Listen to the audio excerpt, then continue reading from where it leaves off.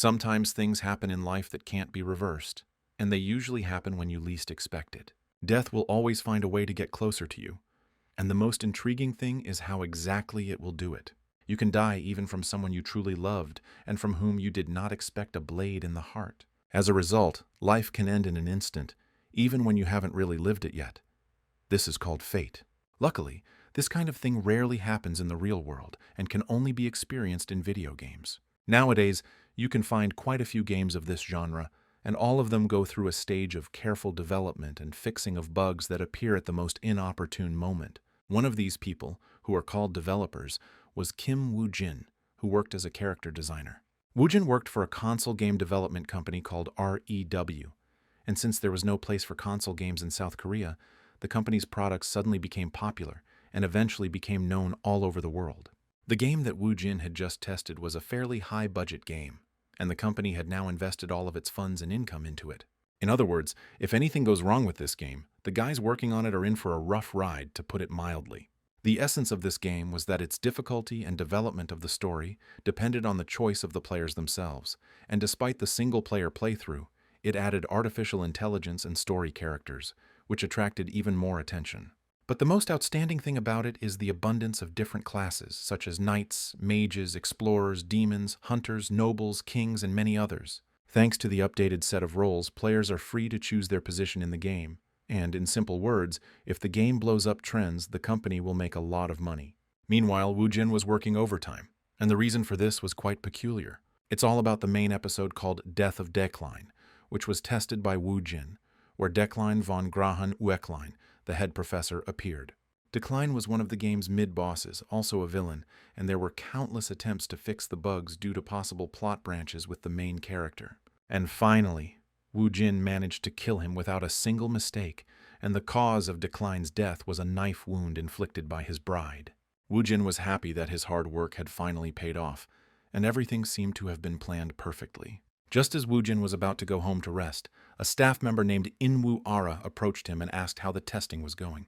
However, she was not just an employee. In addition to being the head of the development team where Woo-jin worked, she was also his ex-girlfriend. They were together for 7 years, and all this time that they spent together was filled with real happiness. At the same time, they were slightly different. Woo-jin was extremely lazy by nature, and Ara was a workaholic from birth. Thanks to her ambition and perseverance, Woo-jin was able to become a better worker. But in the end, they broke up, and Woo-jin blamed himself for this, because despite the girl's efforts, he never changed.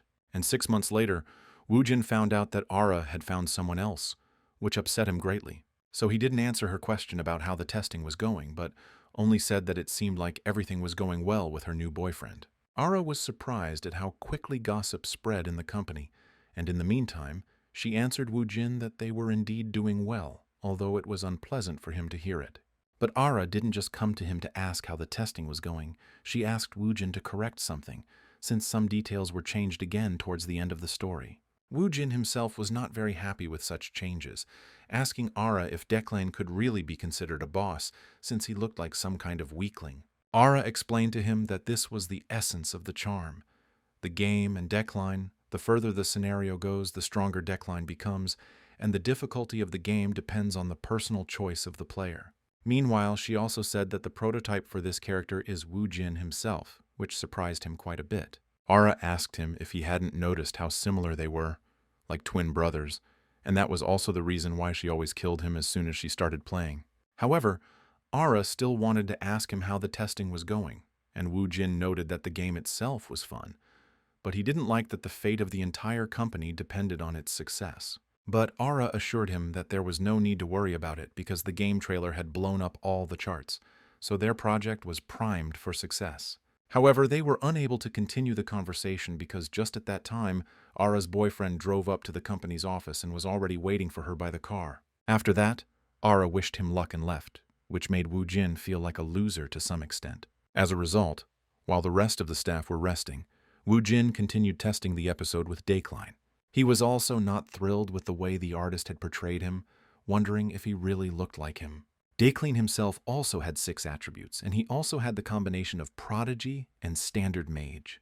When Decline was a child, he was called a genius of magic and put on a pedestal, but in reality he was a rather mediocre magician, average among children of his age. However, due to his arrogance and belonging to the nobility, he eventually became an unbearable person.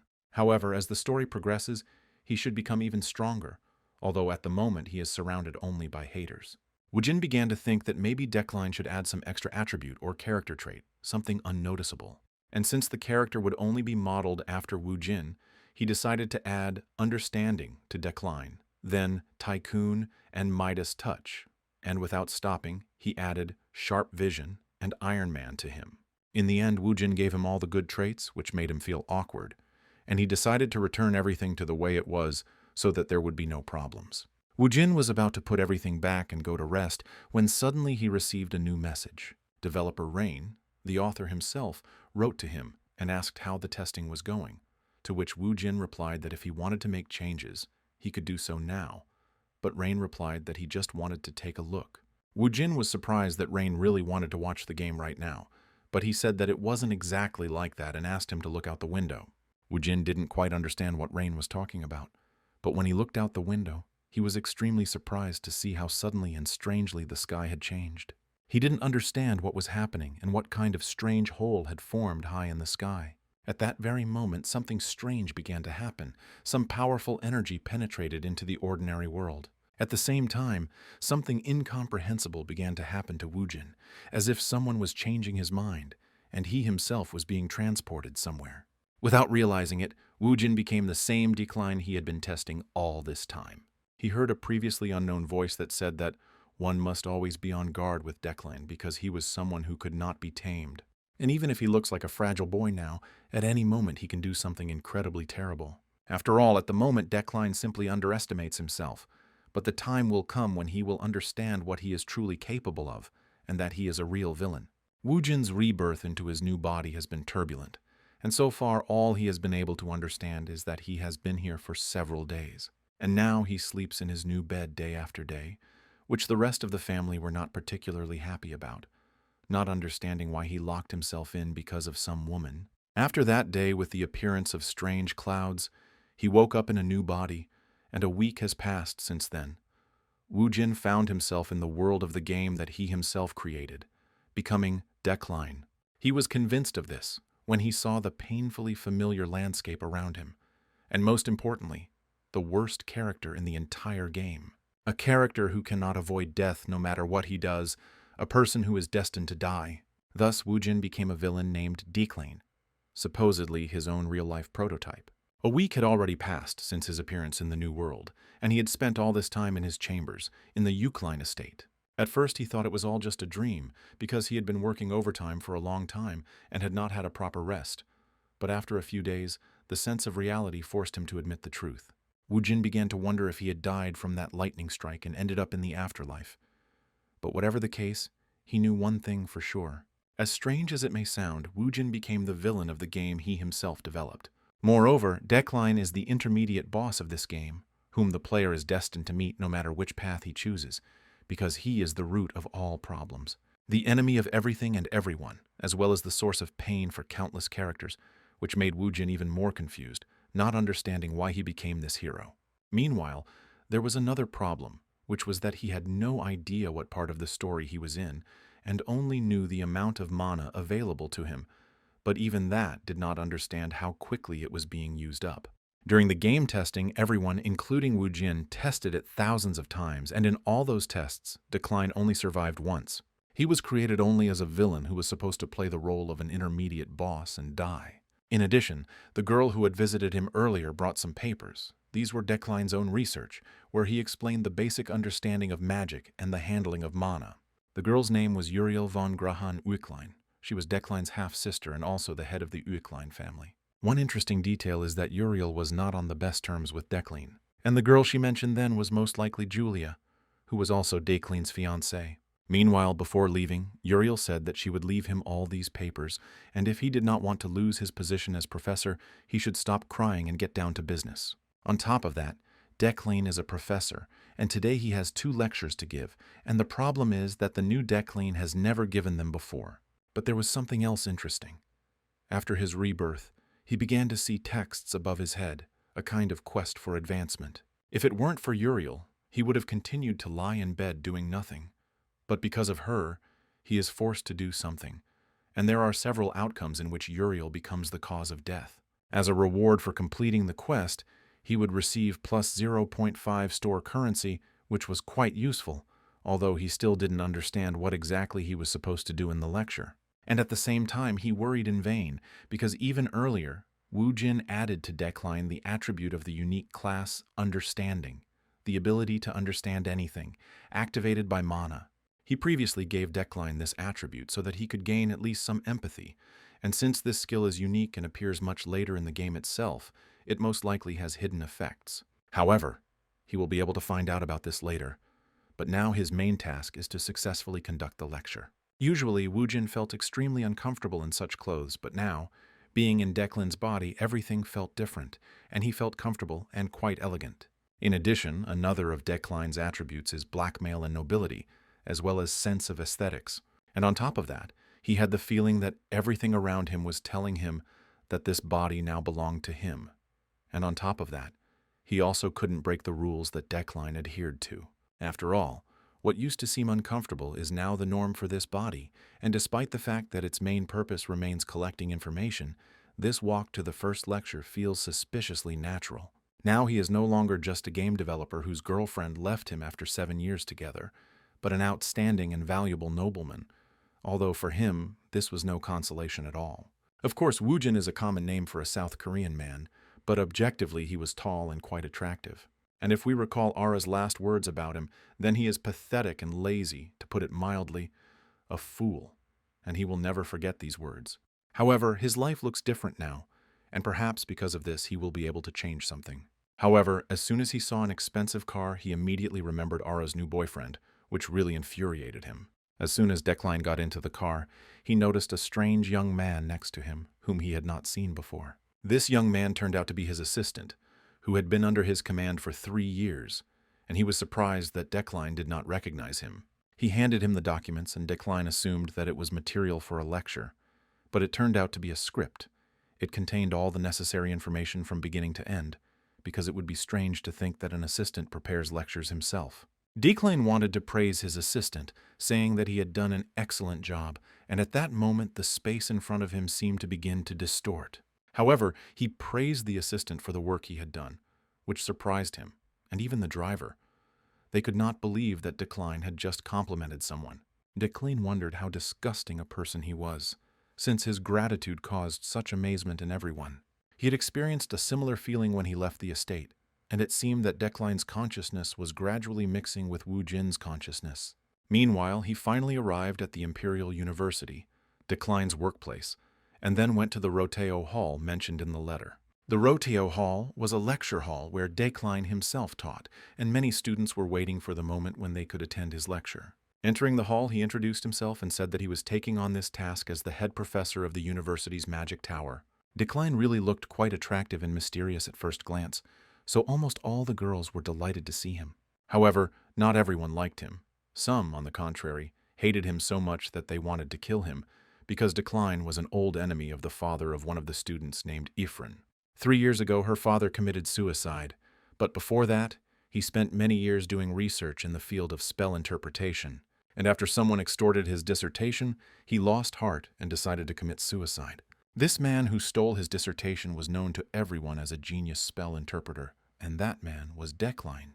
But then Ifrin was not able to change anything, because after her father's death, she was left completely alone. Born into a noble family, she lost everything, including the family home and lands, becoming an ordinary orphan. Then she swore that she would certainly take revenge on Decline, and having made this oath, she entered the Imperial University, although it took a huge effort because one of the professors there was Decline. And unlike the other students, Ifrin knew the whole truth about him and understood that all his knowledge in interpreting spells was a lie, based on her father's discoveries. Anger filled her and she couldn't understand how, after everything he had done to destroy her family, he could stand here so shamelessly, taking the place that was meant for her father. She intended to reveal the whole truth right now and kill Decline, but she was forced to restrain herself, because in order to overthrow him, she needed to prepare well. And all for the sake of planning the perfect revenge and taking revenge on Decline for everything he did. At this time, Decline began his lecture, introducing himself again and also saying that he was a monarch mage who controlled the elements. There were 11 ranks among mages, and the monarch occupied the fourth. He told the students that in magic there are 3 major attributes and 9 types, among which the attributes are considered to be the primary sources, which are the basis of all magic, and also elements that have a physical composition, and matter, which is something in between them. As for the types, they are summoning, spirits, destruction, support, strengthening, manipulation, flexibility, charms, and the last one is harmony. The first lecture of the new deckline goes very well, despite the fact that it was Woojin's first lecture and he didn't understand anything about magical theory. Everything that was happening was absolutely clear to him. Plus, blackmail and nobility makes all the students focus on him, and elitism keeps them interested and makes them maintain eye contact, and it all seems pretty natural. It is safe to say that the current deckline has all the qualities of a good teacher. Meanwhile, he told the students that magicians usually store mana in their heads, in the place where it is easiest to imagine a spell. Knights accumulate mana in the heart and conduct it throughout the body using blood vessels. There is also a core where the internal mana mixes with the external one. This is the most universal place for storing it. He wanted to convey one simple message to his students. Hard work is important, but if they don't have talent, they should make their choice very carefully and focus entirely on it. He himself didn't think that one day he would give out such advice because, to tell the truth, Deckline wasn't such a talented character. Even though his current mana reserve was 3,375 points, there was a mage in the world who had a reserve of 30,000 points. In the end, Deckline gave the students advice that he himself should have heeded, and by then the lecture was drawing to a close.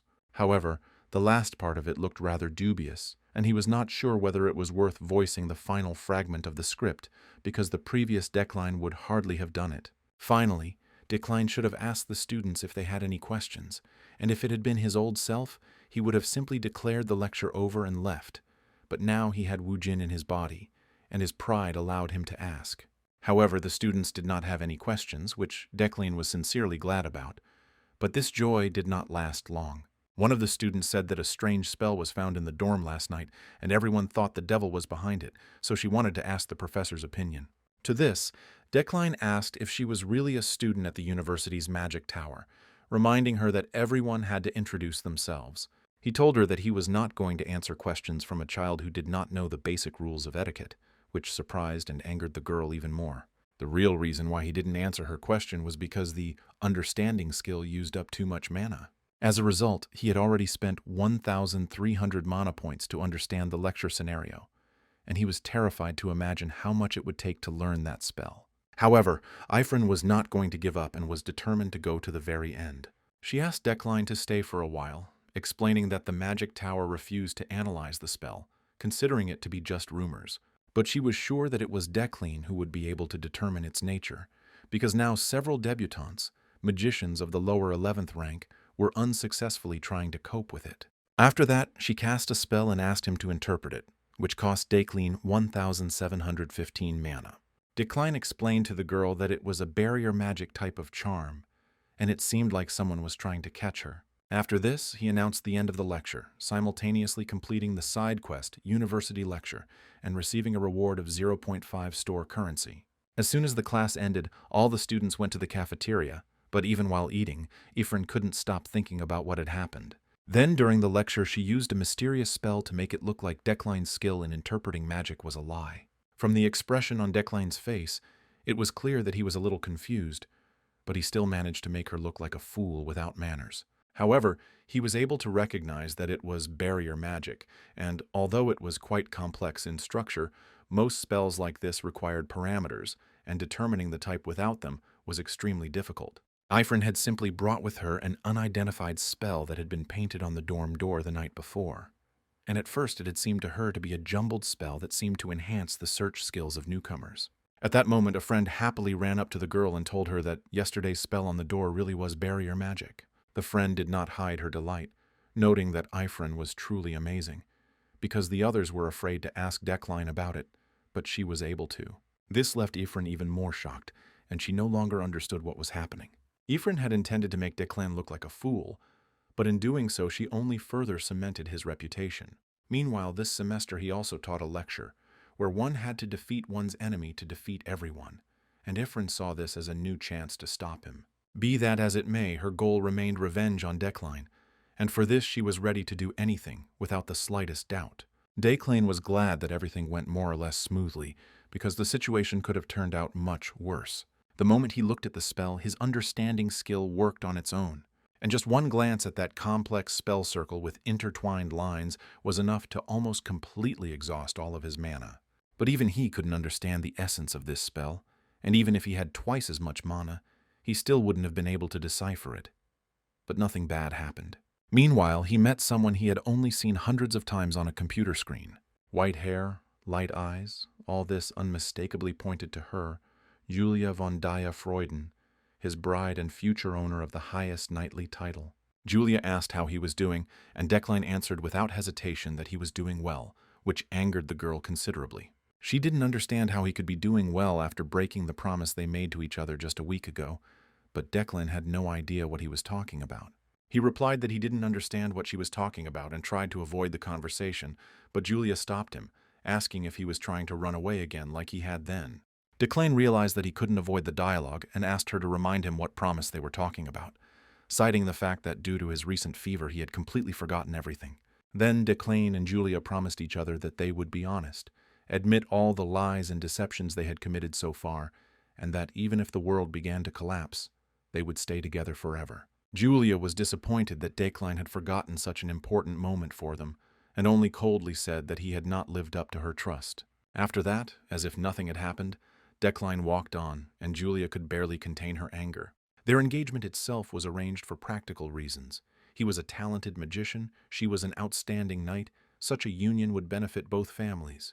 The Dukelines and the Freudens were two noble families, and no one objected to a marriage that was beneficial to everyone. Julia did not have any feelings for him, especially love, but she agreed, acting in the interests of her family. However, both families soon realized that in fact, Declan was not a talented magician at all, and it all turned out to be fiction. Perhaps he simply did not want to admit the truth.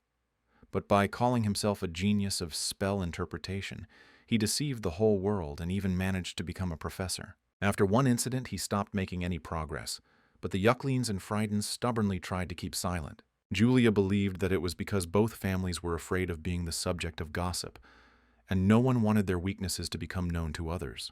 However, she could not come to terms with this, and although she was against marriages of convenience, she rejected even more strongly the lies that violated the principles of chivalry. Julia completely stopped understanding what was going on in the head of Declan, who first made vows, and then without hesitation broke them and avoided the conversation. In this game, the Imperial University was considered the best, and the magic department was the strongest among all existing organizations. Roughly speaking, its Korean equivalent would be Seoul National University School of Medicine, and the Magic Tower would be Seoul National University Hospital.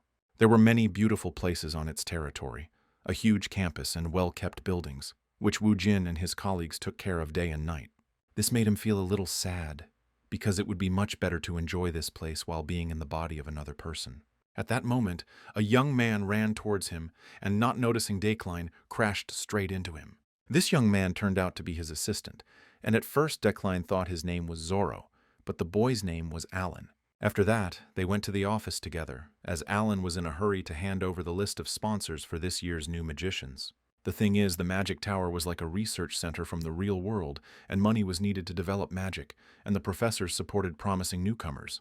Looking through the list, Declan noticed one entry that stood out in gold, and the reason for this was the presence of the rare skill Magnate, an attributes of a natural financier with an unerring sense for profitable deals. In addition, the rare skill Sharp Vision was activated, designed to work in tandem with other qualities, allowing one to visualize intuition, attributes, mana points, and similar elements. As a result of the combination of these two skills, the selection of candidates was carried out very quickly and without any particular problems. However, one name shone brighter than the others. It was Ifrin Luna. She was one of the key characters in the game, and according to the plot, she lost her father because of Declan. What surprised him most was that Ifrin didn't have a sponsor, and when he asked Alan about it, he replied that everyone was simply afraid of her. Even though Ifrin was quite capable and was able to enter the Magic Tower even without completing the academy, she remained an enemy of Declan, or rather, he of hers. Besides, if he leaves everything as is, he will eventually die and the game will be over. In the game itself, Decline can die in a variety of ways, from a sword to the heart, to a stick to the head, to poisoned wine. Even the strangest thing, a bomb explosion, is also possible, because no matter what the method, the fact of his death is inevitable. And if Wu Jin wants to survive in Decline's body, he'll have to make a choice that the original Decline would never have made. So he told Alan to send one letter and pick up a couple of books for him on the way. In order for the new Decline to survive in such a cruel game world, he will need a huge amount of money, because this is the only way to avoid many deaths. Investing in mages is one way to earn money, but it is still not enough. After all, this world is full of people who hate him, and each of them will try to get rid of him at any opportunity, which is why he needs to find a way to survive. And to do this, oddly enough, he will have to become much stronger. However, Decline had only mediocre talent, and with his current capabilities, he would not be able to cope with the coming threats unless he prepared properly. The only thing that can help him survive a series of deadly events is his skills. Despite his own claims, Decline is unable to control all four elements, but has the potential to manipulate earth and fire. The combination of earth, fire, and metal creates an attribute called Midas Touch that consumes the owner's mana to unlock the target's potential. Thus, Decline's talent for metal manipulation allows him to use levitating blades controlled by chi. And although it sounds impressive, in reality it is ordinary telekinesis, which is not very common in this world, but through metal manipulation, Decline will be able to compensate for weaknesses. But to do this, he needs to understand how it all works. So first of all, he decided to study the theory in order to master the manipulation of objects. After reading a bit, Decline understood some things, and the time came to test everything in practice. He then felt the materials and spell bases for basic telekinesis flowing straight into his mind. After this, he finally managed to lift the object using telekinesis, and he remembered everything about its use, eliminating the need to cast a spell. He couldn't even imagine that he would ever see with his own eyes what had previously existed only in the character settings. However, basic telekinesis alone is not enough, and even advanced telekinesis will not provide the required level of strength. That's why he started to think about what if he covered his entire body with magic circles, because here, the power of the circle directly depends on its area. Thus, if he studies his body with understanding, he will be able to apply magic circles not only to his skin, but also to his brain, heart, and even his inner core, enhancing his telekinesis. Of course, his body may be overloaded or suffer side effects, but thanks to the Iron Man attribute, which grants innate physical endurance, he will be able to endure. In this world, only he is capable of such a thing, and although he currently only has 800 mana points, this should be enough for a small experiment. And soon everything around was again filled with a bright blue glow from which incredible power emanated. For Decline, it was a terrible pain that could not be compared to anything else. The feeling that every bone was broken and every muscle was torn, and yet he had to endure it. He remained determined and confident, without uttering a single groan, for such is the duty of a nobleman. In the end, it all ended rather quickly, and Decline used up all his mana, feeling extremely exhausted. Even though he failed due to lack of mana, he realized something. There was now a magic circle on his shoulder, and at this rate, it would take about 2 weeks for the whole body. A whole month had already passed since the day of Decline's first lecture, and the first day of school had arrived, beginning with Professor Decline's class. Arriving at the location of the lesson, the students were quite surprised to see a sign informing them that the professor wanted to test their abilities using local elements. This caused confusion among the students, since Decline was not around, and they decided that it was someone's prank. Ephraim wasn't thrilled either, but she fully expected this, since Decline is an irresponsible person. At that moment, she was pushed by an unknown girl who seemed to have known Ephraim before but now did not recognize her. It turned out to be Sylvia von Josephine Illade, whom Ephraim remembered from one unpleasant episode from the past, but decided not to start a conversation with her. After that, Ephraim went to explore the area and fulfill the conditions of the task, while remembering that strange meeting. The thing is, 10 years ago, fearing Ephraim's father and her potential, the Illade family sent an army to surround their estate and intimidate them. Ephraim couldn't believe that after everything that had happened, Sylvia really didn't remember her. Suddenly, her formation was destroyed, and Ephraim felt something draining her mana. Looking to the side, she saw Sylvia, who had built a castle several times larger than her own. An unhappy Ephraim approached Sylvia to ask her what she was planning and why she took all the mana that she had collected herself. However, Sylvia simply ignored Ephraim, which made her quite angry. So Ifrin decided to go to extremes and remind Sylvia of their long-ago meeting, asking why she pretended not to know her. Even though Sylvia continued to pretend she didn't know her, Ifrin didn't back down and reminded her of how many years ago their family had intimidated her relatives and forced them to give up magic. She then asked Sylvia if she really thought that Ifrin had come here just to steal her glory, to which she replied that she had no idea who she was. However, Sylvia said that she remembered her father, a cheeky former nobleman. As soon as she mentioned this and said that he was dead, Ifrin seemed to change before our eyes. Ifrin did not hold back and wanted to teach Sylvia a lesson for her dirty words about her father, and all the students watched this scene. She then attacked Sylvia, who attempted to defend herself with a shield, and after their collision, a powerful explosion was heard. Sylvia begged to let her go, but Ifrin demanded an apology for insulting her father, and was ready to kill her, if not for one thing. Suddenly, a strange light appeared in front of them, from which powerful energy emanated, and with each passing moment the mysterious circle drew closer and closer. It turned out to be a void formed at the site of the collision of Ifrin and Sylvia's mana, which began to absorb everything around. The boys ran away from her as fast as they could, but the emptiness exploded like a bomb. Ifrin tried to protect herself with a shield, when suddenly she noticed that everything around her had become unexpectedly quiet, and the emptiness had disappeared. At that moment, Decline appeared and stopped all the exploding debris right in the air. When Decline used telekinesis, the students' admiring cries were heard everywhere. Since they had just started training, they could not resist the beauty of this magic. It was the magic of amplification, the dazzling aspect of which could not be denied. After such a brilliant performance, Decline announced the end of the lesson and said that everyone could go free, except for Sylvia and Ifrin, who had caused all this commotion. After that, Decline went with them to the interrogation room to find out what happened. Professor Ratlin of the Faculty of Spiritual Studies and Professor Relin of the Faculty of Support were already waiting for them there. In addition to them, the chairwoman of the university's magic tower, Adelina Sigelian, was also present. Those present were quite surprised that someone dared to attack a lady from the Elaide family, and were displeased that it was done by a commoner who had not studied at the academy. Relin noted that he had heard about how Professor Decline had been able to resolve the situation, and his words were confirmed by Ratlin. Decline understood perfectly well that all this was blatant flattery, because the professors had long been acquainted with high society, and the outcome of this trial was already predetermined. After all, Sylvia is the daughter of the influential Elad family, and most likely no one will punish her. But Ifrin is a fallen noblewoman, practically a commoner, and it's not hard to guess whose side the professors will take. However, Decline was determined to change the course of this meeting. This was because a little earlier he noticed a strange crimson energy emanating from Ifrin, and thanks to his sharp vision, only he could see it. And this was a sign of the manifestation of the villain's fate. If Decline fails to change the outcome, he will be one step closer to his own death. However, the disciplinary meeting got off to a bad start, to put it mildly. An angry Relin demanded that Ifrin explain why she had started a fight at the university. However, no matter how much Ifrin wanted to, she couldn't answer this question. The thing is that right now, Decline, her main enemy, was watching her, which is why she couldn't voice the true reason.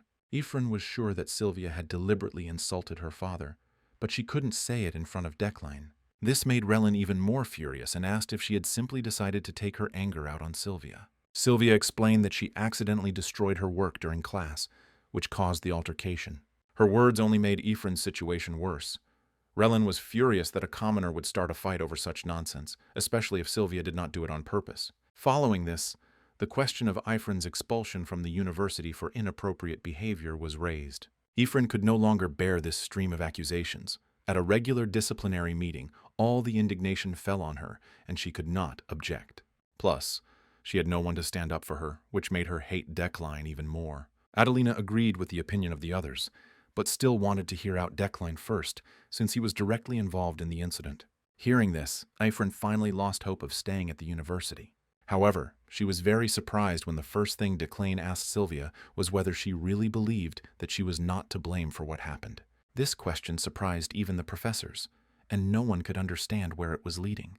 Decline added that it was obvious to him that either Sylvia wanted to prevent the incident, but did not do so, or her abilities were greatly exaggerated and she simply could not intervene. After this, Sylvia admitted that she really didn't stop her because she wanted Ifrin to get more punishment. At this time, Ifrin was perplexed, not understanding why Decline was questioning Sylvia instead of her, since, no matter how you look at it, she was the one to blame. Relin also decided not to remain silent, saying that it is not the one who defends himself who is to blame, but the one who attacks. Decline replied that if the context is so important to him, then he can also be considered the culprit of this incident, since he was the initiator of the lesson. Ifrin completely stopped understanding what was happening and why Decline stood up for her, and even refuted the position of the professor, who sided with Sylvia. Was Decline really trying to protect her now? However, Adelina intervened in the argument between the two professors, saying that it was common for children to quarrel as they grew up, and besides, they had only just become debutantes, so instead of looking for the culprit, she suggested closing their eyes for the first time. After which Relin expressed his admiration for Decline, saying that he expected nothing less from him. He analyzed the situation perfectly. Decline ignored his words and was about to go about his business when suddenly someone asked him to wait. That someone, oddly enough, was Ifrin. She wanted to ask Decline if he remembered Luna's family and her father. Then did he know that it was because of him that he suffered for the rest of his life until he decided to commit suicide? Despite all of Ifrin's expectations, Decline said that she shouldn't waste her potential on something that was in the past, so she didn't have to ask that question. This made Ifrin even more uneasy, because, as she thought, Decline knew both her and her father. Otherwise, there was no other way to explain his decision to help her out in such a way, and he must have simply felt some kind of responsibility. Ifrin began to think that perhaps he was doing this only out of pity for her. In some ways, it was a relief to her because Decline had not forgotten her and still remembered her, and that was enough for her, at least for now. Decline, for successfully completing the quest, the fate of the villain, overcome the variable of death, received as many as 2 store currencies. Sylvia also told her father, the head of the Illide family, a third-rank Esper mage, the famous Giltheon von Ludwig Illide, about what happened during the class at the university. Giltheon noted that his daughter had nothing to worry about, because even if Ifrin had talent, she still missed her chance. But Sylvia didn't think so. What happened reminded her of how they first met, 10 years ago, during the entrance exam to the academy. Then everyone was surprised that they both had Archmage-level talent, which caused a huge commotion. This is because Archmages are at the pinnacle of the magical world, for which they have received the nickname Eternals, creatures that even the Emperor himself cannot compare with. Those who manage to reach this level are called Archmages, and their names are written into the history of the continent. However, according to the established rules, there can only be 3 Archmages in one era. Their type or specialty does not matter at all, because among mages, this rule remains unchanged. At the moment, apart from Demerkin's seat, there are 2 seats left vacant, but one of them will most likely go to Adelina. In other words, Sylvia, the heir of the Illid family, and Ifrin, the heir of a collateral branch of their family, had to compete for the remaining spot. Even though Sylvia's father didn't explain anything to her, she understood everything without words. That day, Sylvia learned that the Illade family had trampled the Luna family just because of her. This was done in order to secure her place as an archmage, and Sylvia herself was not against it. However, the words and thoughts about Ifrin did not give her peace, and she did not understand whether she would bother her again in the future. Meanwhile, her father also asked her to be wary of Decline, because he is not as simple as he seems at first glance, and all they know about him is that he was called a child prodigy in his childhood. Sylvia herself understood that Decline needed to be watched out for, because during the skirmish with Ifrin he had seen through her trap. She was sure that at that moment she had made Ifrin's mana disappear, and also set up a trap that would explode upon contact with her mana, and the stronger her blow was, the more trouble she would get into. But Decline saw through her plan right away. Even though she checked for all the signs of magical surveillance in the room itself, he still forced everyone to come to a compromise instead of blaming her for everything. It was as if he was telling her that he knew everything she had done and was asking her to play along with him. It was a threat that Sylvia could not help but accept. At first, she thought that Decline was an ordinary arrogant professor whose talents were slightly above average, but she was deeply mistaken, which made her feel uneasy. After that, Decline aroused her interest, and she wanted to know who he really was. Several days have passed since then, and Decline has never regretted his decision to support Ifrin, because thanks to this, he managed to avoid variable death, and also received store currency. He also couldn't have imagined that the student who asked that question would be Ifrin, although she was extremely hostile towards him that time. Declan thought that perhaps Sylvia might hold a grudge against him because of what happened, but he simply had no other choice. Now he's heading to a social event, and while he'd rather avoid them, he can't pass up the opportunity to earn some extra store currency. Also, at least 5 currencies are required to access the shop, which is why Declan needs to keep a close eye on the characters present at the Flower of the New City event. Upon arrival at the event, Declan was greeted with honor as a professor. Everywhere you looked, there were a lot of high-ranking aristocrats, as well as many rather familiar faces. He was most surprised to see Ehelm, whom Woojin had modeled himself. But at that moment a man approached him, who was extremely glad to see him and wanted to talk to him, since his son just happened to attend his lectures. However, as soon as everyone heard Declan's name, a crowd of people immediately rushed towards him, wanting to talk, which he was not particularly happy about. At this point, something more interesting happened for Declan. He heard someone in the audience express their admiration for Lady Ganesha's achievements in the Continental magazine. After which, Declan immediately went in search of Ganesha and wanted to meet her as soon as possible. But, unfortunately, he could not find her in any way, trying to remember where he heard her mentioned. At this moment, Ganesha was watching him from the 2nd floor. She herself was not just an adventurer, but was the 5th most powerful character at the beginning of the story. After looking around a bit, Declan was finally able to see her and was about to approach her. However, his plans were interrupted by Ehelm, who wanted to talk to him, since the last time they saw each other was quite a long time ago. Ehelm von Garion Rewind himself was an imperial elite mage monarch of the 4th strongest rank. And to be more precise, he didn't so much want to talk to him as to provoke him, reproaching Declan for not having advanced his research one step in the last 3 years.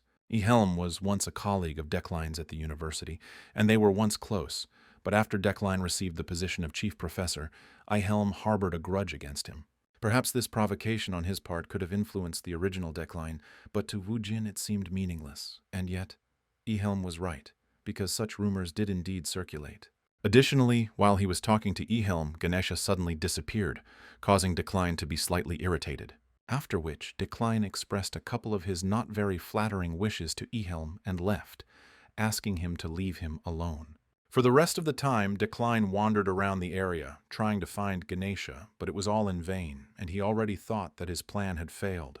However, as soon as he went out onto the balcony to breathe some fresh air, he saw Ganesha standing there and was pleasantly surprised. Ganesha also pretended to be surprised by their sudden meeting, asking Declan if he had been looking for her all this time. Declan replied that he was just a little lost, but Ganesha laughing said that she knew he was looking for her, because he had something to tell. Ganesha also apologized for that mission, saying that she had returned the deposit and the penalty to him, so she asked him to turn a blind eye to it for the first and last time. That very mission was to bring Declan a child with magical talent. This is another black page in the life of the villain. Ganesha also said that, in truth, she did not want to give him the child at all because she had become too attached to her. The thing is that old Declan tried to compensate for his shortcomings with the help of a talented child, and therefore asked Ganesha to find such children. Meanwhile, Ganesha also had a question she wanted to ask Declan, how long he was going to live like this. It made him think a little, because old Declan happily accepted praise from those who were of no use, who had destroyed all connections and hurt many for the sake of his glory. Therefore, in response to Ganesha's question, Declan replied that he would now live differently, one might say. He was starting a new life. Ganesha was quite surprised because she certainly did not expect such an answer, and was prepared for the fact that he would try to kill her for failing the secret mission. Declan was very surprised by what he heard because how could he possibly resist a girl with the highest level of combat abilities? Woojin wasn't sure about the original Declan, but Ganesha wasn't called the one who could kill with just one swing of her hair for nothing. She possesses the attributes of invulnerable body and master of all martial arts, and is also a warrior and adventurer who has reached the peak of physical strength. Because Woojin now occupied Declan's body, he most likely didn't have time to send assassins after her, otherwise she would have already been dead. While he himself had imagined it differently, he nevertheless managed to achieve his goal at this networking event. Now, seeing no point in staying, Declan decided to leave, saying goodbye to Ganesha. Ganesha also asked him if everything was really okay, and if she should expect any assassination attempts, to which he replied that it was absolutely tasteless and left. As Ganesha said, Declan could use the power of the Jukelines to put pressure on the guild, but that would create more variables leading to his death. At that moment, he also completed the quest, but it said that he avoided, not prevented, the death variable, which meant he should be more careful. Also present at the event was Riley, Julia's relative and a rank 12 debutante adventurer. At this time, she tried to persuade Julia to take a walk around the area with her, but she refused, saying that she didn't want to come there in the first place. Riley then asked her how things were with that man, without mentioning Decline's name. Riley confessed to Julia that she heard about what happened and it makes her worried about her. Julia replied that things were bad, and at that moment, turning around, she saw Decline coming down the stairs. However, Decline pretended not to notice her and decided to leave the event, which greatly surprised those present because everyone knew how much he loved such meetings. Moreover, no one could help but notice that he did not even look in the direction of his fiancée Julia, which gave rise to new rumors. As a result of Decline leaving the event earlier than usual, people assumed that the reason was his rift with Julia. Woojin himself, who was in Decline's body, was not aware of his tastes, but after leaving the event, he completed the quest and earned some store currency. A week has passed since Decline attended the Flower of the New City event. During this time, in addition to daily exercise and basic telekinesis training, he realized that he lacked stamina and began physical training. The reason for this was that he had recently almost died. A couple of days ago, when he tried to use a more powerful spell again, something unexpected happened. And if he were an ordinary magician, he would certainly have died, but he survived only thanks to the attribute Iron Man. After meeting Ganesha, he wanted even more power, and tried to enhance his metal manipulation by adding fire control to his body to his telekinesis. During this upgrade, he attempted to transfer the essence of the spell into telekinesis, a method that would shorten the time it took to learn magic, but it came with a price. So, given the amount of stress he puts on his body, he realized how important physical training is. After that, Decline's life changed a little. Now, every morning began with training, after which he went to work. Alan was already waiting for him near the office, hurrying to give him a letter from the Magic Tower. And the sender turned out to be the qualification board for professors of the Magic Tower, which slightly unsettled Decline. The letter informed him of a formal hearing on the results of his current research that would take place in 6 months, and the panel wanted him to prepare all the relevant documents. And since they decided to hold a formal hearing, that means Decline's research had reached a dead end long before Woojin took his place. In the game itself, Decline has always been a professor, and if the quest requires him to remain one, then losing his position could be a point of no return. So he really hoped that he would be able to find at least something in Decline's laboratory. However, when he entered, he saw nothing but chaos. It felt as if no one had been here for a long time, and it was unlikely that it would have been in such a terrible state if old Decline had at least occasionally looked in here. As he wandered around the lab, he noticed that the pile of trash on the floor looked slightly unnatural. He was sure that someone had left this pile of trash here for a reason, and thanks to his telekinesis skill, Decline was able to pick it up without touching it. Under a pile of rubbish was a book in which all the research results were encrypted so that no one could steal them. However, for someone with the understanding skill, deciphering the entries in the book was no problem at all. Following this, a blinding golden light appeared around, most likely due to the fact that the research was simply incredible, and thanks to the combination of magnate and sharp vision, Decline realized that this was a real diamond. However, old Decline never managed to finish the research. Some pages were torn out, there were gaps in some places, and in some places there was a completely incorrect theoretical part. But even so, the magnate considered him a genius. But what surprised him most was that among the pages he found a pendant with a photograph of Ifrin and her father. From this, he realized that Father Ifrin was trying to hide this work while continuing to work for Decline as a researcher. The Luna family mages themselves hated Decline, because it was because of him that Ifrin had to experience all the hardships of life. However, the new Decline was already determined to complete this research with the help of understanding, and if he really succeeded in doing so, he would include Father Ifrin's name in it as a co-author. At the same time, a couple of guys gathered in the campus coffee shop, or rather, commoners, who wanted to prove their worth. Ifrin was with them. Even though she used to be a noblewoman, now she has neither a home nor land, so she is considered a commoner. The other guys wanted Ifrin to become a representative of the common people, because she also suffered at the hands of Sylvia. The guys also wanted to create their own club for their activities, but this required permission from the professor, and it was unlikely that anyone at the university would agree to this. They considered asking Professor Relin or Carmel, but they quickly remembered that they were staunch opponents of the commoners, so they decided that it would be a good idea to ask Ifrin to talk to Decline. Ifrin herself didn't quite understand how it all came to this. The boys thought that Decline was the best option for them, because he was a fairly fair professor and despised both nobles and commoners equally, and he also protected Ifrin. Ifrin didn't really want to talk to Decline, despite all the guy's persuasion. After this, Ifrin decided to simply run away, saying that she had things to do, but the guys did not give up and continued to try to persuade her. Suddenly Julia, who was running after her, stopped and grabbed Ifrin's hand, and she didn't understand what was happening. However, when she raised her head, she saw that Decline was standing right in front of her. However, Decline himself did not react to this meeting in any way, but simply walked past. Ifrin still decided to ask the professor to sign permission to create a club, which made her very nervous. She also apologized for the disturbance, explaining that the other professors would never approve of a commoners' club. However, Ifrin worried in vain, because Decline was not at all against it, and, taking the piece of paper, signed it, telling Ifrin to send all the details regarding the club to his office later. This came as a real shock to Ifrin. She couldn't believe that Decline agreed so easily. On the one hand, she was happy, but on the other, she did not understand the professor's motives and the reason for his kindness. After this, the guys went to a lecture by Decline in which he talked about understanding pure elements. Ifrin couldn't stop thinking about what had happened, trying to understand why Decline was treating her like that. Perhaps it was guilt, or even sympathy. Besides, it was he who drove her father to suicide, and it is difficult for her to believe in the sincerity of his actions. But if he really realizes his guilt, then Ifrin wants him to confess to what he did. Julia, watching Ifrin, became worried and asked if everything was okay, telling her not to pay attention to others, but Ifrin did not immediately understand what she was talking about.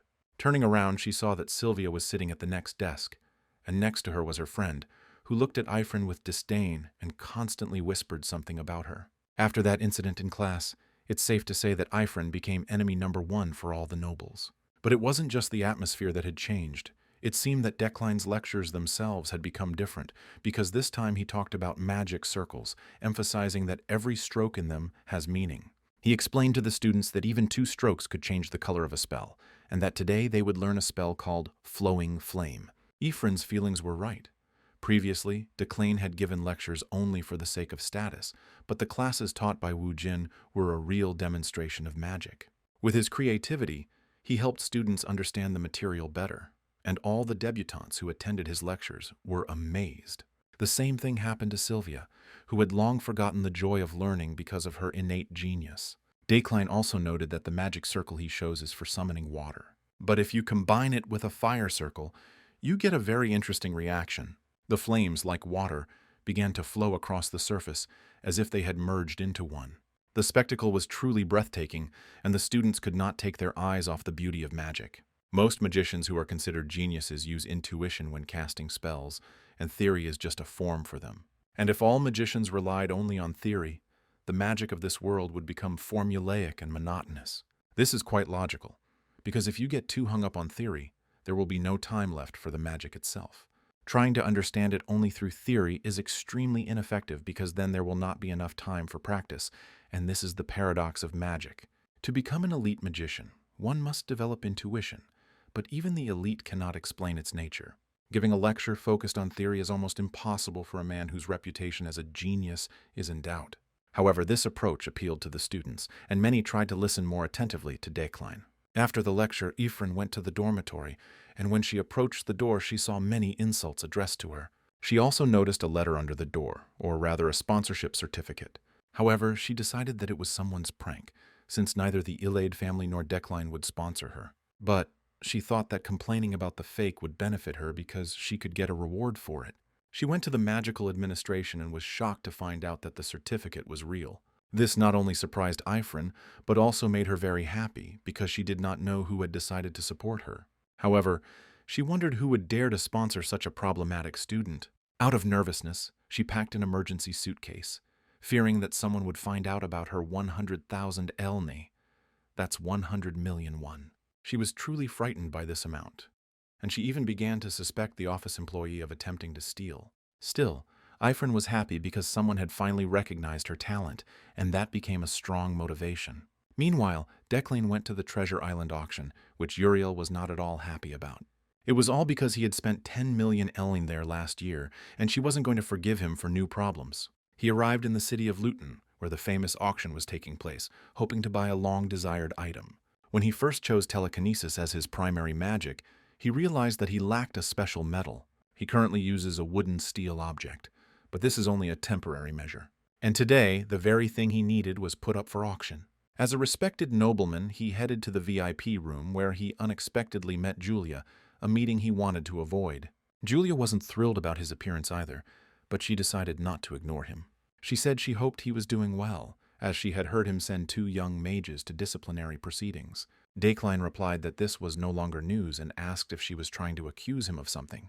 Julia explained that they were newcomers and asked if he was really ready to ruin their dreams. She added that one day he would have to answer for everything, and this was her last advice to him, not to repeat old mistakes.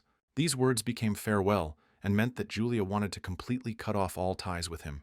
This ending suited both Declan and Woojin, since he didn't want to get married even in real life. Moreover, there are too many variables associated with it, including death, and he could die even on his wedding day. He was surprised that Julia came to the auction because she is not one of those who shows interest in such events, so he asked if she had come here just to talk to him. These words made her even more angry, and she said that he thought too highly of himself, and she herself came for something for herself. Realizing that the conversation was a mistake, he said that he understood everything and asked her not to continue, although he found her behavior sweet. At that moment, a strange feeling came over him, because just now he was thinking about the danger of being near Julia. Woojin began to wonder if Declan's emotions were influencing him, even though he was trying to control the body's owner's personality. At this time, the announcement was made that the auction was about to begin, but Woojin was more concerned about what he felt. However, he decided to cast aside his doubts and went to the event. The first lot was an oriental vase created by a master from the Far East. At first glance, she looked simply beautiful, but Declan noticed a golden light emanating from her, like the work of Ifrin's father. The participants began to name their bets, but no matter the amount, the light did not go out, indicating its true value. Since he had enough funds, he decided to put aside the required amount and invest the rest, since there were 205 million Elni in the account. He ended up purchasing the Rough Arena ring for 3 million, the Lucho scissors for 2.1 million, and the ancient rune necklace for 4.3 million. Julia, watching this, thought that he just wanted to attract attention to himself and did not believe that he was spending so much for the sake of vanity. She also did not understand why he did not realize the beauty of modesty, but she had not come for that, but for the winter fire. After some time, the final lot came, which turned out to be Winter Fire, an ore used to create many of the best swords in the history of the Empire. More precisely, it was a Snowfire stone that both Julia and Declan were aiming at the same time. This is because the Snowfire stone is one of the 10 rarest metals in this world. It is used to create weapons and contains both cold and heat energies. The only thing better suited for making swords than this metal are legendary materials like dragon bones. Therefore, the Snowfire stone is the highest quality material available to Declan that he can obtain.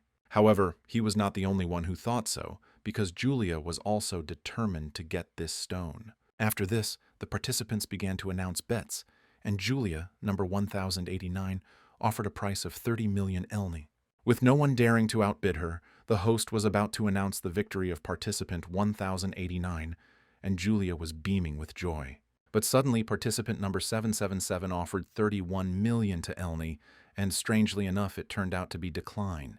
Julia became even more angry with him, no longer able to ignore his behavior. At the same time, she did not understand why Declan was doing all this. Did he really want to attract her attention? The stakes rose to 33 million Elna, and the man next to Declan asked if he was going to give the stone to his bride. He said it would be romantic, but he should still let her buy the gift herself. Only now did Declan realize that all this time he had been competing with Julia. He realized that the stone could be important to her, and if he bought it, she might hold a grudge, but still, he needed the stone too. This is the first time this stone has appeared at auction in 3 years, and it is not known when the opportunity will arise again. So even though it was a risk, he decided to go to any lengths to get the Snowfire stone for himself. As a result, the new owner of the Snowfire stone was Declan with a final bid of 42 million Elne. The other participants discussed what had happened, deciding that Declan had bought the stone specifically to give it to Julia. But Julia was unhappy with both the rumors and the outcome, and was extremely angry because it reminded her of the events of last year. Julia values modesty, and Declan loves everything flashy and that which attracts attention. On the day of their engagement, he showered her with jewelry, and that day became the worst day of her life. It was as if he wanted to force her into marriage and make her acknowledge his superiority, which only increased her disgust and fear. And while Declan felt like a king, confident in his gesture, Julia saw only humiliation in this luxury. That's why she simply walked out of that room that day, thus breaking off the engagement. But it didn't end there. Dirty rumors soon began to spread that she was only with him for the sake of profit. Then Julia immediately understood who was behind this, and she could not return to such a person, much less fall in love with him. She was about to leave the auction when she suddenly saw Declan heading towards her and was slightly surprised. Declan calmly asked if she also wanted to buy the Snowfire Stone. This question only made her angrier, and she couldn't believe that even after everything he continued to tease her. However, instead of mocking her or offering to come back, Declan simply apologized to her. Julia couldn't believe her ears. Had the arrogant Declan just apologized? After that, he immediately left, and Julia began to wonder what exactly he apologized for. For the stone or something else, because the Declan she knew did not apologize. These thoughts did not leave her, but she did not dare to ask him directly, because her older sister was already waiting for her. It was Josephine, the eldest daughter of the Frieden family, who had just arrived at the auction to pick up Julia. Declan, returning home, also thought about what happened, especially the fact that Julia was furious, but the death variable never appeared. And Woojin was curious about how much Julia hated Declan, if she even decided to kill him. When he entered the estate, he was surprised to see how worried all the servants were. The reason for this was the appearance of Uriel, who was very angry at Declan. She demanded an explanation as to why he had spent all this money, since it was intended to pay for the mines, and he himself had promised not to touch it. At that moment, Declan realized why he had so much money and realized his carelessness. He tried to convince Uriel that everything was okay and he had bought something that would make them a profit, but she didn't want to listen to him. Uriel was furious and asked why he treated her like a trash can, expecting her to always clean up after him. After all, they were barely coping as it was. She and all the workers were trying their best to stay afloat, and he just went and spent it all. Uriel lost her temper and couldn't control her emotions, not understanding how one could be so irresponsible. The situation worsened, and at that moment, the villain's fate was activated. But besides that, he noticed a golden light in her red aura, the same one that appears when the magnate is activated. This means that if he fails to cope with the situation, he will die, but if he does cope, he will receive a huge benefit. He tried to calm Uriel down, telling her that there was nothing to worry about, but she didn't believe a word he said, convinced that she always had to pay for his antics. Besides, it was because of him that she was never able to enter university, and she still hadn't dated anyone, because since the death of her parents, all he had done was thoughtlessly spend their money, and today he had spent a whole 150 million elne. Declan didn't know how to calm Uriel down, so he declared that he would give up his position as head of the family to her. After this, Uriel instantly became happy and forgot about everything that happened earlier. Her anger disappeared as if by magic. However, she also wondered if he had hit his head to be willing to do that, especially since Declan was willing to take a mage's oath so that she would believe him. In the end, Uriel trusted him and said that if he lied or took back his words, she would definitely kill him. After that, Uriel left, and Declan overcame another death variable and earned 2 store currencies. Declan felt a huge sense of relief, and even more so, the Woojin in his body, because if he continued to change one thing after another, he would be able to get out of the game. At that moment, Ganesha suddenly appeared, which greatly surprised Declan. The girl was pleasantly surprised that Declan's words about wanting to change turned out to be more than just empty talk. Declan was surprised by such an unexpected visit, to which Ganesha replied that she was simply passing by and could not miss such a sight. Declan noted that this was not surprising, since Uriel would be much better suited to the role of head of the family than he was. However, Ganesha meant something completely different, because there is not a drop of Eucline blood in Uriel's blood. This surprised Woojin even more in Declan's body, as he didn't remember anything like this happening in the game. Uriel was created as a character who was Declan's half-sister, and he knew that she was not his biological sister. However, was there really not a drop of Eucline blood in her that could link her to their family? This was the first time he had heard of this. Ganesha asked Decline if he was sure of his decision, since he was the one who asked to find out if they were blood relatives. Understanding what was going on, Decline replied that no matter what, Uriel was still the same Uriel, which surprised Ganesha even more. Ganesha noted that in that case his sister's secret was under her protection, so he had nothing to worry about. Before leaving, she shared a rumor that the 6 snakeheads had begun to act. The 6 snakeheads are the leaders of the continent's most notorious criminal organizations, each with a bounty of several million.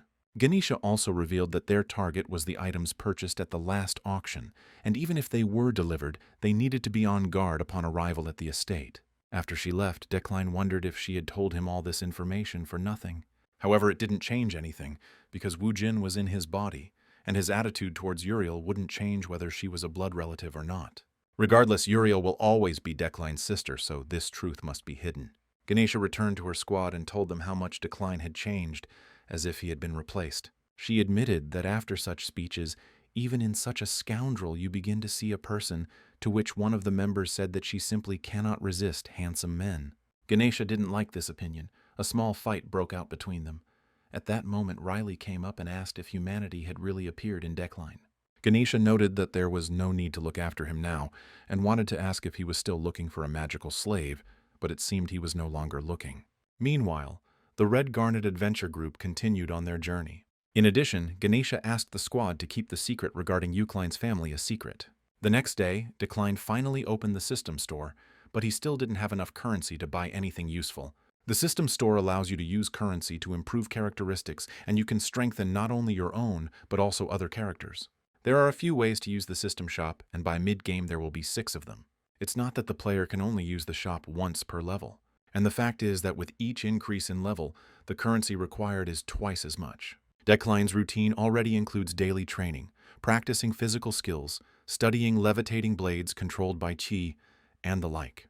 But compared to famous villains, he still lacks strength, and now he desperately needs mana quality improvement. At this time, Alan came to his office and brought a fresh issue of a magazine for wizards. There was a note about the search for Lockhart, a mage killer who was seen on the outskirts, so the mages urge residents to be careful. Lockhart poses the biggest threat to the mages in the first quarter of the game, and his appearance has alerted Decline. However, he didn't pose much of a threat to the current Decline, so he didn't worry. He also told Alan not to worry and warned that he would be in the library if anything happened.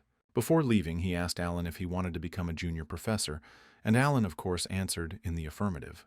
This surprised Alan greatly, since Decline had previously said that he was not talented enough for such a position.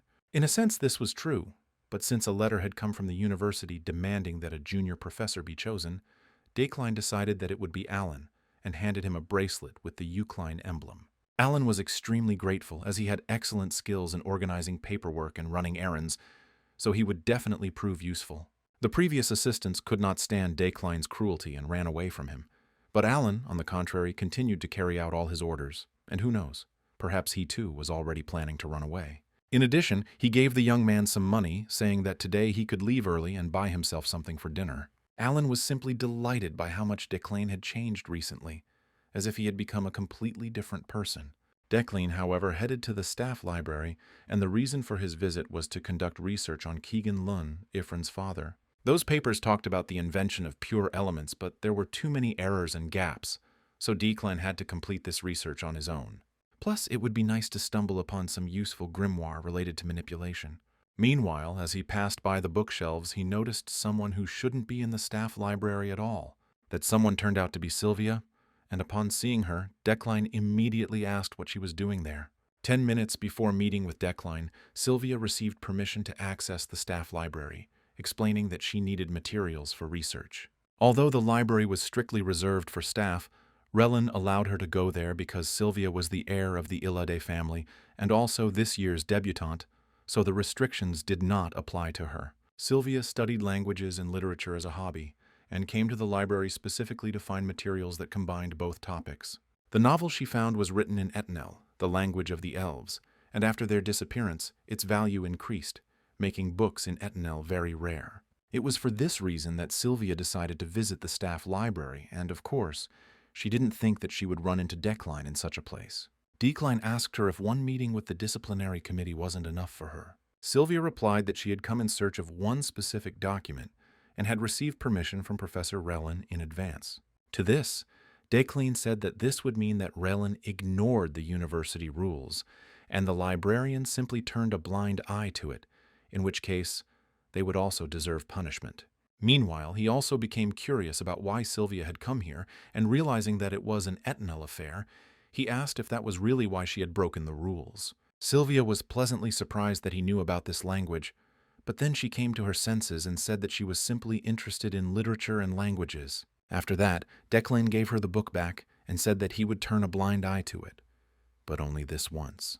However, if she came here again without permission, she would be subject to disciplinary action, so if she really wanted those books, she should send someone else next time. Declean's words made Sylvia feel uneasy because he had just directly humiliated her. Sylvia didn't understand what all this conversation was about, because she just wanted to understand the elves through novels written in Etenel. She also wondered how he was able to read the Etenel, as the elven language was extremely fickle, making it difficult to read. After this, the students and several professors went to practical training. Relin was surprised at how skilled the children were, and Ratlin added that they looked calm, as if even the darkness was no threat to them. The training took place on the Dark Mountain, which is located near the university. This mountain is of great importance to the Magic Tower, and there is strict security control here. The forest here serves both as a training ground for practice and as a rich repository of magical materials. Because of this, the area is at high risk of attacks from animals and poisonous creatures, forcing the tower to install multiple barriers and keep professors on duty. Relin, meanwhile, noted that they still hadn't decided who would be on duty this week, to which Decline replied that he would take care of it. Besides, he received the side quest, The Darkness of the Magic Tower, and felt that something was calling him, which is probably why the quest appeared.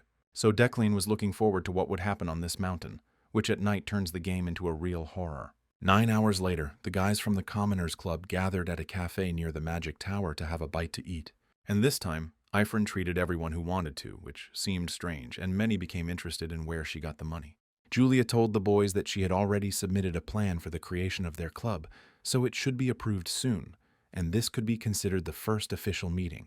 They also discussed the practical training taking place on Dark Mountain, where as many as 50 people had signed up despite the many incidents that had occurred there.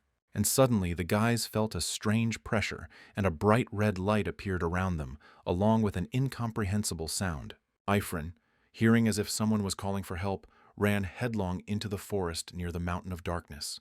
As a result, as if under hypnosis, she found herself, without realizing it, in the very depths of the forest, although just a moment ago she was at a cafe. Hearing the voice, she ran towards it, but ran into not a person, but a monster, although she did not immediately realize it. Suddenly, everything around changed again, and the monster began to bleed. However, Ifrin was not afraid, and, deciding that someone was attacking them, decided to respond with a blow. But at that moment, Declan appeared in front of her, and she was even more surprised. Ifrin asked him if it was really he who attacked the girl, and how dare he attack a civilian. Declan told her to take a closer look, because this monster didn't look like a human at all. After some time, the girl's body changed dramatically, and a bloodthirsty monster appeared in front of them. Ifrin was most likely here due to an illusion created by the demon, and Declan told her to leave immediately. As a result, Declan was ready to fight the monster one-on-one, and since there was no one nearby, it could be said that he could untie his hands. The demon, having lost his prey, went into a rage but still could not reach Decline. Of course, the monster did not give up and continued to try to hit Decline, but it was all in vain. Decline, noticing the core on the demon's head, realized that it specialized in illusions, but thanks to unwavering, which allows it to resist mental attacks, its illusions were meaningless. Meanwhile, the blood in Decline's veins continued to boil. The Eucline bloodline filled him with endless rage, giving him special strength in the fight against demonic creatures. The Euclines were the heirs of an ancient line of demon hunters, and now this has manifested itself in Decline himself, because if he sees a demon, it will no longer live. This rage at the sight of the demon could not be compared to any other aggression. As a result, Decline easily defeated the demon and completed the side quest. The appearance of the demons marked the beginning of everything. It was a signal that the game without a player had begun. After everything that happened, Ifrin woke up in the hospital, which surprised her greatly, because she had forgotten what had happened. She was immediately told that a demon had appeared on Mount Darkness the previous night, and that she had fallen under its spell, losing consciousness. A little later, she was taken to the hospital, and because of the demon, the passage to the mountain was blocked, and the magic tower began to investigate the incident. However, the most unpleasant thing for Ifrin was that it was Professor Decline who saved her. Besides, 36 hours had passed since she had been admitted to the hospital, and it was Wednesday, which meant she was late for Decline's lecture. However, having run in a hurry, Ifrin still managed to arrive on time, and seeing that everything was okay with her, Julia and the other guys were very happy. After a while, Decline entered the classroom, and with him, Alan, whom the students had not previously met. Before the lecture began, Decline introduced Alan to the students, saying that he had now been appointed the new assistant professor, after which the students became curious as to whether Declan had ever really had an assistant with his character. The benefit of becoming an assistant professor was that the student was eligible to be assessed for a professorship, and Decline would never do that just like that. Ifrin was of the same opinion, because that was why her father remained an assistant at 30 years old, without becoming an assistant professor. The girl became curious as to why Decline suddenly decided to promote this unknown boy. Meanwhile, it was time for the lecture, and this time it was practical. The students had to solve 3 problems in 3 hours. Ifrin, however, continued to think about what her father meant to Decline, and why he hadn't given him a chance, leaving him to rot. She asked herself this every time she looked at the bracelet her father had left behind, and which served as a vessel for her material magic. She also didn't understand why he was suddenly so nice to her, and even though she needed to focus on the lecture, she couldn't remember a single spell because of these thoughts. After only 25 minutes and 15 seconds, Sylvia completed the task in less than half an hour, while the others continued to think about spells. Sylvia was quite excited and thought that Decline would find a reason to make her redo the task, but he said that the work was done perfectly and released her. After which, a satisfied Sylvia left the classroom, having first glanced at Ifrin, who had not even started to complete the task yet. And in the end, absolutely everyone completed the task except Ifrin. She couldn't focus, which made her think that this was the end for her. In addition to failing to catch up with Sylvia, she was the only one who did not complete the task within the allotted time. This irritated Ifrin even more, and she didn't understand what was wrong with her. Was she really so stupid that she couldn't complete such a simple task? Eventually, Ifrin decided to give up and put her plan for revenge on hold, believing that she was too weak even to attend university. But that was not the case. All this time, Decline continued to wait for her, and about 5 hours had already passed. This made Ifrin even more surprised, not understanding why Decline was still sitting here and waiting for her. He noted that she lost her temper over a simple task and ended up not completing it on time, to which Ifrin only apologized. Decline also said that even if someone is making fun of her, achieving better results, or if her worst enemy is standing in front of her, she must maintain her composure. Besides, in this state she would never be able to get close to Decline. In the end, he only said that he was disappointed in her, because he considered her an uncut diamond. Ifrin couldn't deny that Decline's words had no effect on her, but she didn't want to give up. She was overcome with intense anger and fury at her own weakness, and she wanted to complete the task at any cost to prove her worth. After all, she is not just a girl, but a capable magician who is able to protect herself and reveal her potential.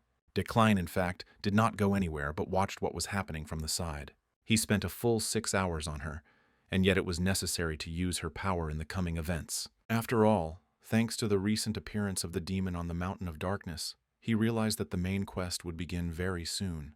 And when the age of absolute evil comes, characters capable of challenging it will appear in the main quest, and one of them will be the matured Ifrin. At the moment, she lacks moral fortitude and magical sense, but by overcoming these shortcomings, she will be able to achieve unprecedented growth. And of course, this could be dangerous for Decline himself, but he will not allow this. After all, fate is nothing more than an excuse for those who refuse to work hard, and Decline believes only in himself. After some time, Ifrin finally finished and left the classroom, heading to the dorm. However, she never noticed Decline because she was too angry with herself. As soon as Decline entered the classroom, he saw on the table a completed assignment that had taken Ifrin a whole 6 hours and 25 minutes to complete. Decline noted that Ifrin had collected all the worst habits of those who never graduated from the academy. But nevertheless, the result of her work is worthy of competing for first place. Since Ifrin had already left, Decline also decided not to linger and went home, but on the way he had an unexpected meeting. Suddenly, he met the one he least wanted to see right now. It was Zeit von Bruggen-Freuden, the current head of the Freuden family and also Julia's older brother. It was he who pushed for the engagement of Decline and Julia. But more importantly, in terms of pure strength, he surpasses even Ganesha, which is why he ranks third, and this character is known for his incredible fighting power. Decline began to wonder why Zeit was looking for him. Did he really want to take away the Snowfire Stone? If this is the case, then the situation can be considered a variable death, because at the moment Decline will not be able to oppose him with anything. Zeit noted that he was glad to see Decline, as he had begun to worry about rumors that things were not going very smoothly between him and Julia.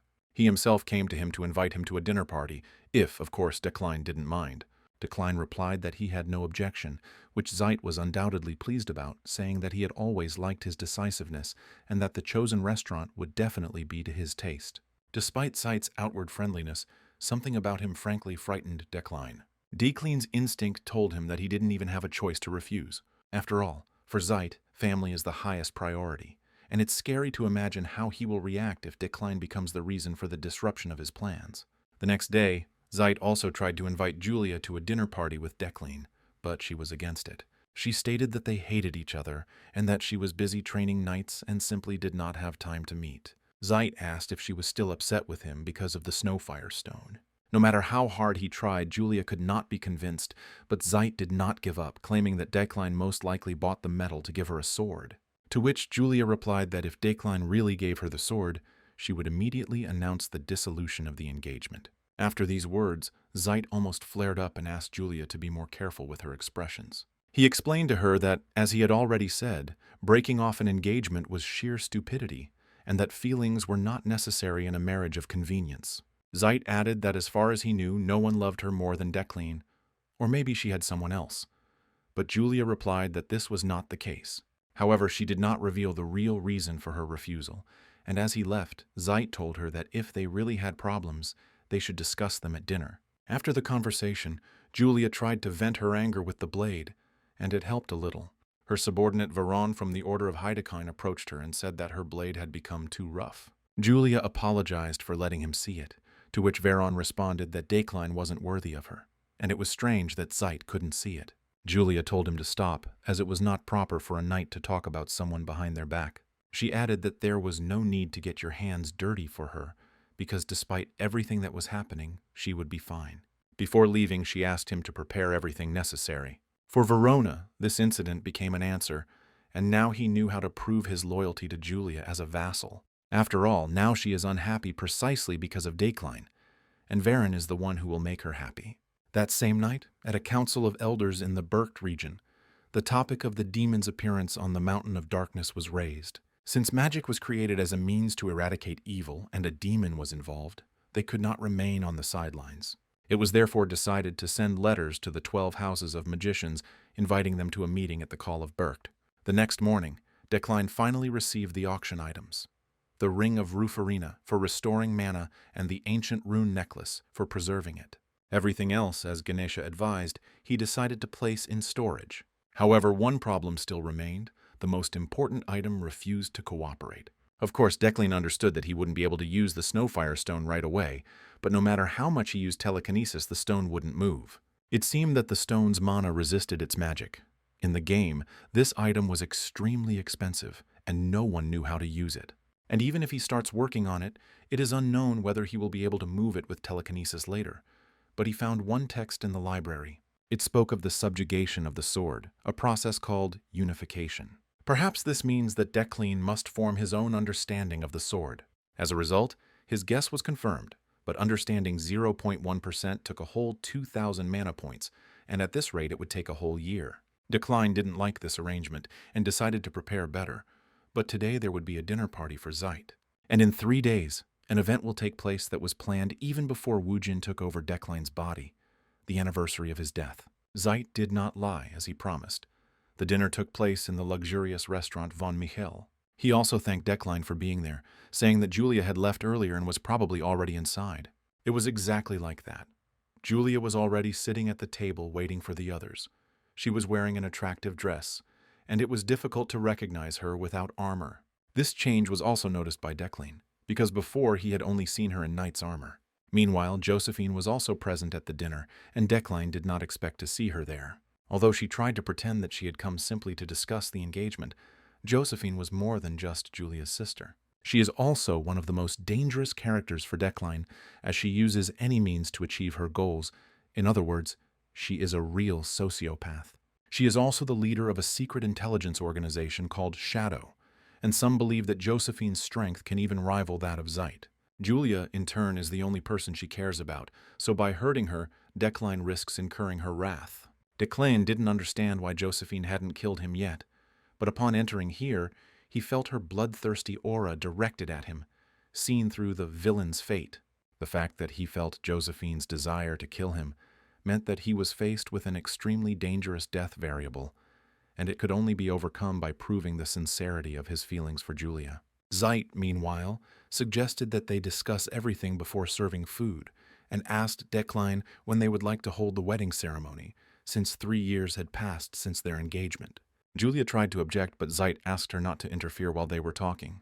Decline had to answer in a way that would satisfy several parties at once, because all this time he felt Josephine's gaze on him, as if she was ready to kill him. So he decided to take the responsibility off himself by offering to leave the decision to Julia, and if she did not believe in this marriage, he was ready to break off the engagement.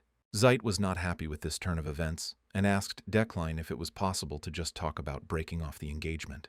He also asked if this was related to the fact that they had become somewhat distant lately, and perhaps it was worth thinking about how to improve their relationship. Julia's patience ran out, and she asked Zeit to leave her and Decline alone so she could talk in private. Neither Zeit nor Josephine objected, so they immediately left them. An angry Julia asked Decline what he had planned this time and what he was trying to achieve. Even though they were alone, Decline knew that Josephine had probably installed a bug in the room. He also believed that Josephine could be eavesdropping on them right outside the door. However, this opened up an opportunity for him, since Josephine does not know that he is aware of her true nature. Decline truly loves Julia, and if he can convince her of this, perhaps he can avoid the variable death. He stated that he had told it like it was. He too was powerless to break off the engagement, and they were both powerless in this. To this, Julia asked if this was really why he decided to torment her now, since even before they met, he used his connections to arrange an engagement and promise the elders compensation. Then she asked if he remembered the words he had spoken to convince her then. He had said that fighting was dangerous. So he tried to force her to refuse to join the Imperial Order by offering her to become the captain of the Heidekine Order, which was controlled by the Ukline family, and when she refused, he began to spread rumors. So Julia asked again what he was really trying to achieve. Decline knew perfectly well what she was talking about, because the old him had confused his obsession with keeping Julia with sympathy. He destroyed everything she held dear so that she had no choice but to stay with him. Decline had truly done unforgivable things. That was why Wu Jin, while in Decline's body, understood her fierce hatred. He tried to make amends by saying that it would never happen again, and that he accepted his guilt for all his attempts to shackle her. Decline noted that this was not only about him. Her brother and sister had also gone too far, because if this were true, they would not have opposed the termination, because it was only a matter of reputation. Moreover, Julia wants to leave her family to fulfill her dream of becoming a protector, but she was surprised how Decline found out about this. Decline said that he lacked honesty and loyalty, and was the complete opposite of what she was looking for, so he was not right for her. So he proposed to keep the engagement but not to marry, and although he wants her freedom with all his heart, he cannot allow it because of the circumstances. He also said that she could use his name for protection as long as she wanted, and he would support the engagement until her dream began to come true. Julia asked again what he was up to and why he was saying all this now. He replied that he didn't expect any reaction from her, but if he could dream of something, then let her smile at him at least once a month. That's all he wanted to ask of her, nothing more. Such a speech could not leave Julia indifferent. Moreover, she seemed to look at him differently. To avoid the variable death, Decline said exactly the words Julia wanted to hear, and her confusion looked very cute. Wu Jin himself couldn't help but admit that he had even adopted the feelings of love that he had felt for Julia Decline. Josephine was also pleased to hear such a speech from him, considering the feelings sincere, and decided to continue observing for now.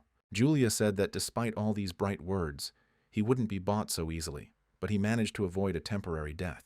3 days have passed since then, and the anniversary of the death has arrived. Because of this, Decline headed to the cemetery, a rather unique place, the atmosphere of which is capable of awakening strong emotions. The sunset light filtered through the weeds and cracks in the gravestones. Dakling's heart came here before his body and eventually merged with this place. This is where his memories rest. However, Wu Jin was not referring to Decline's memories, but to his own. Ara occupied a special place in his memory. One late night, Ara suggested adding an Easter egg to the game, and Wu Jin didn't quite get it at the time.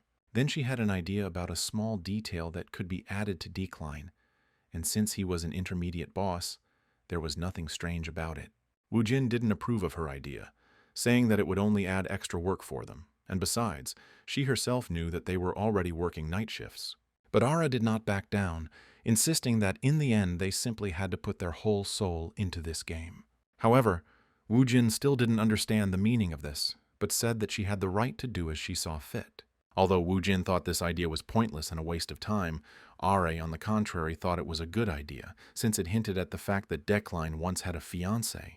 Now Wu Jin, in Decline's body, was trying to find these traces in order to regain his memories. So he came across a tombstone where Ara's name was engraved, but in the style of the game, and she was called Invu Ara von Fergus Makinicht, and under the name was the inscription, "I will always be grateful to you."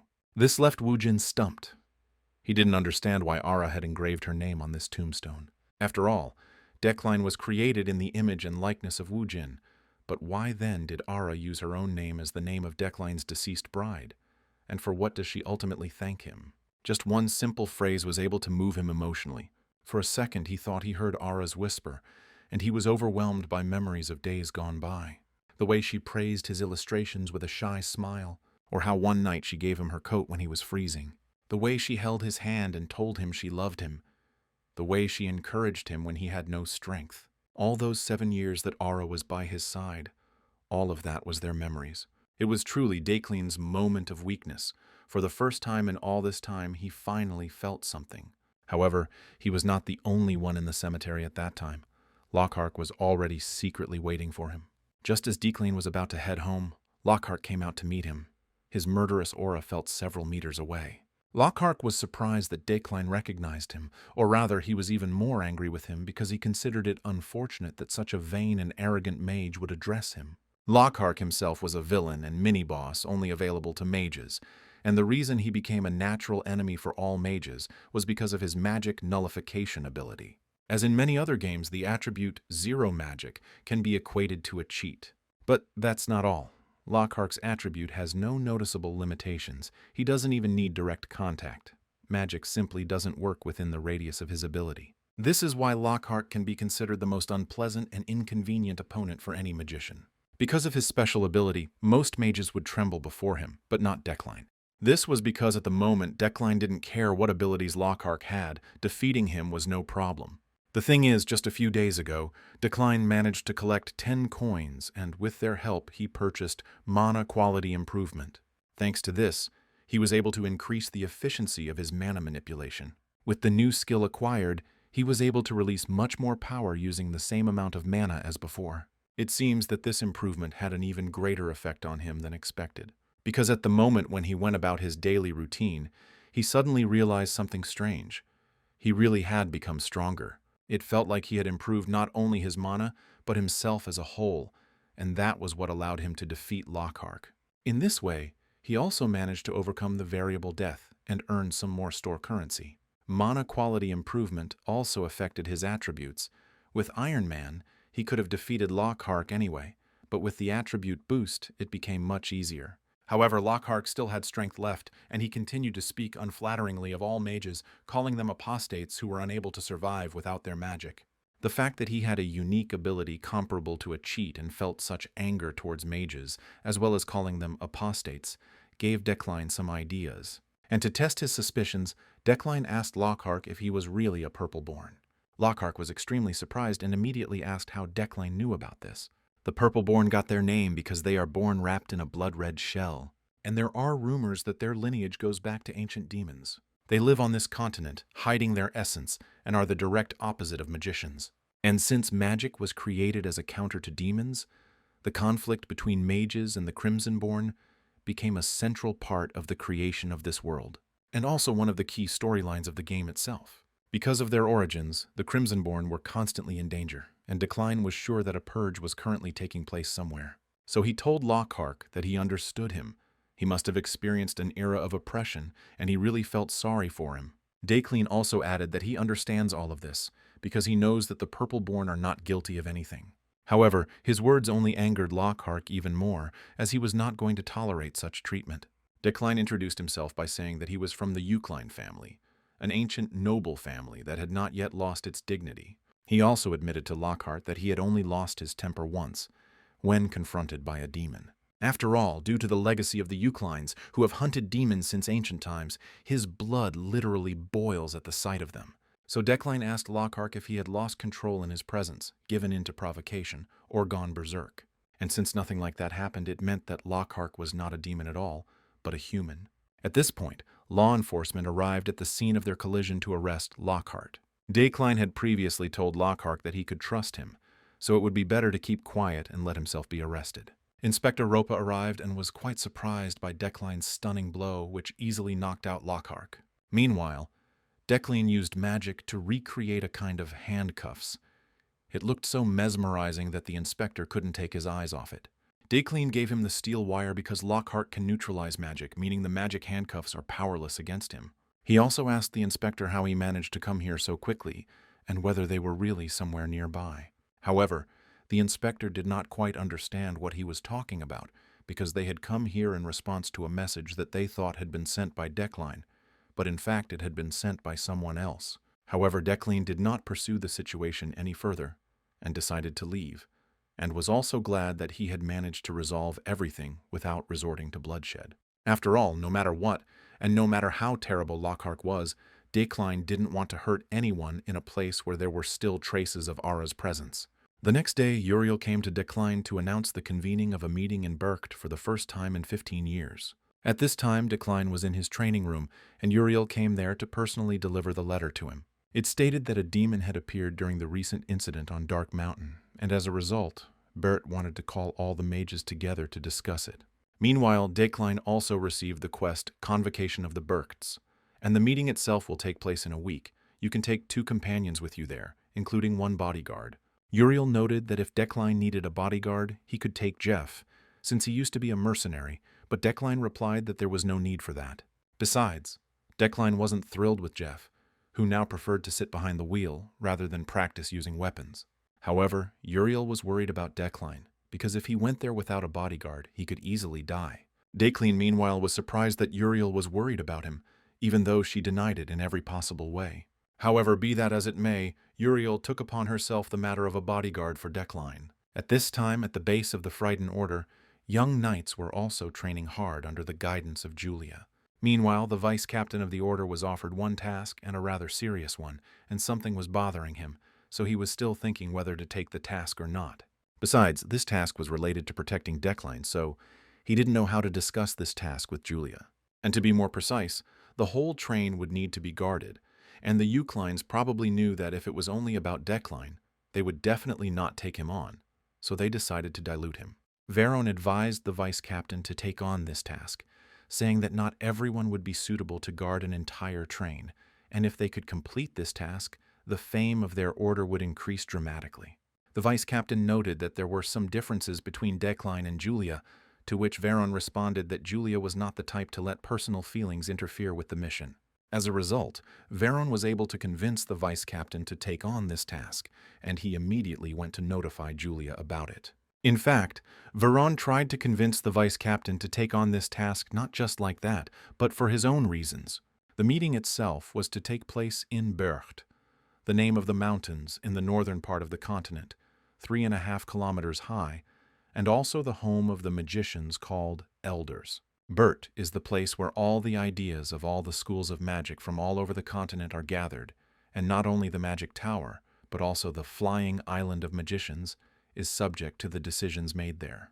His influence is so great that this place can be called a pillar of the magical world, and since the convocation of the assembly is held very rarely, once every few decades, being summoned to Bercht is both an honor and recognition of the fame of the magician. But at the same time, the call from Bercht is also called the Graveyard of Magicians. The journey to Bercht was long, so the mages traveled there by train, boarding the platform for the train that was heading specifically to Bercht. And this time, the Frightened Order, and Julia in particular, will be responsible for protecting Decline. Alan was also with Decline, surprised by how cold it was outside, despite it being April.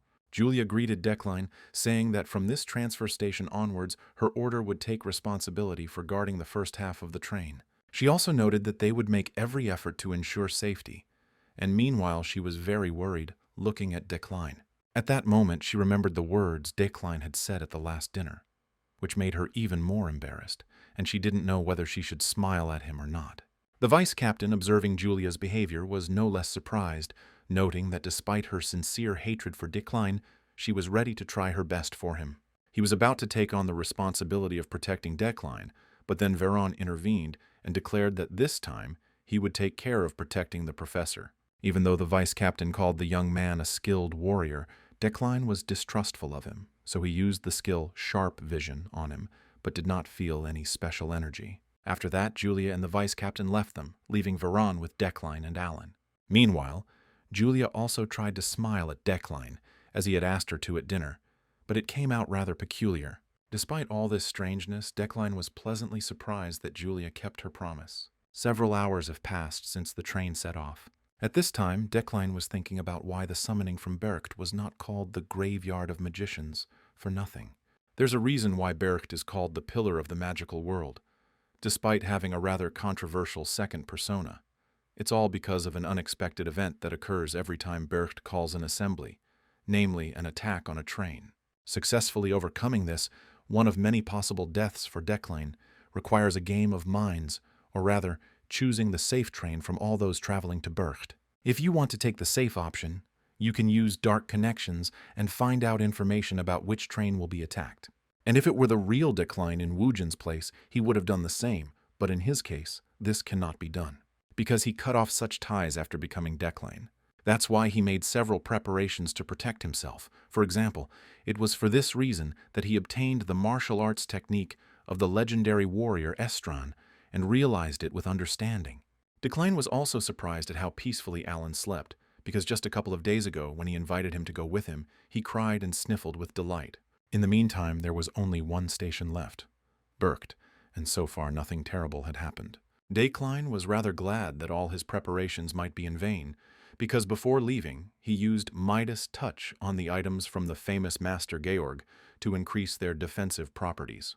And in the meantime, he also reinforced the wood steel products, which he distributed throughout the train. He even improved Alan's attire just in case, making it more durable. As a result, he used Midas Touch so often that he had almost no mana left, which made him very sad. However, it is also impossible to call this a waste of mana, because, be that as it may, preparation will never be superfluous. At that moment, Decline was finally able to exhale, with the hope that the rest of the journey would be just as peaceful and calm. However, his hopes were not justified, and at the moment when he least expected an attack, it happened. Meanwhile, not only Decline was invited to Bercht, a few days before his departure, other magicians also went there. Giltheon and Sylvia also went there, and during the trip, the father asked his daughter how she was doing with the tasks in the magic tower. Sylvia told her father that there were quite a lot of them, and she still missed a couple of lectures, but Giltheon was surprised that even though his daughter would become an archmage, she still worked harder than anyone else. To which Sylvia replied that what kind of archmage would she be if she wasn't capable of even such a trifle? And to be honest, she wasn't worried about Eifrin, she just wanted to attend as many of Decline's lectures as possible. Meanwhile, Sylvia asked her father why they had set out for the meeting in Bercht so early when they could easily have left a few days later. Giltheon asked her if she knew why the road to Bercht was also called the Graveyard of Magicians.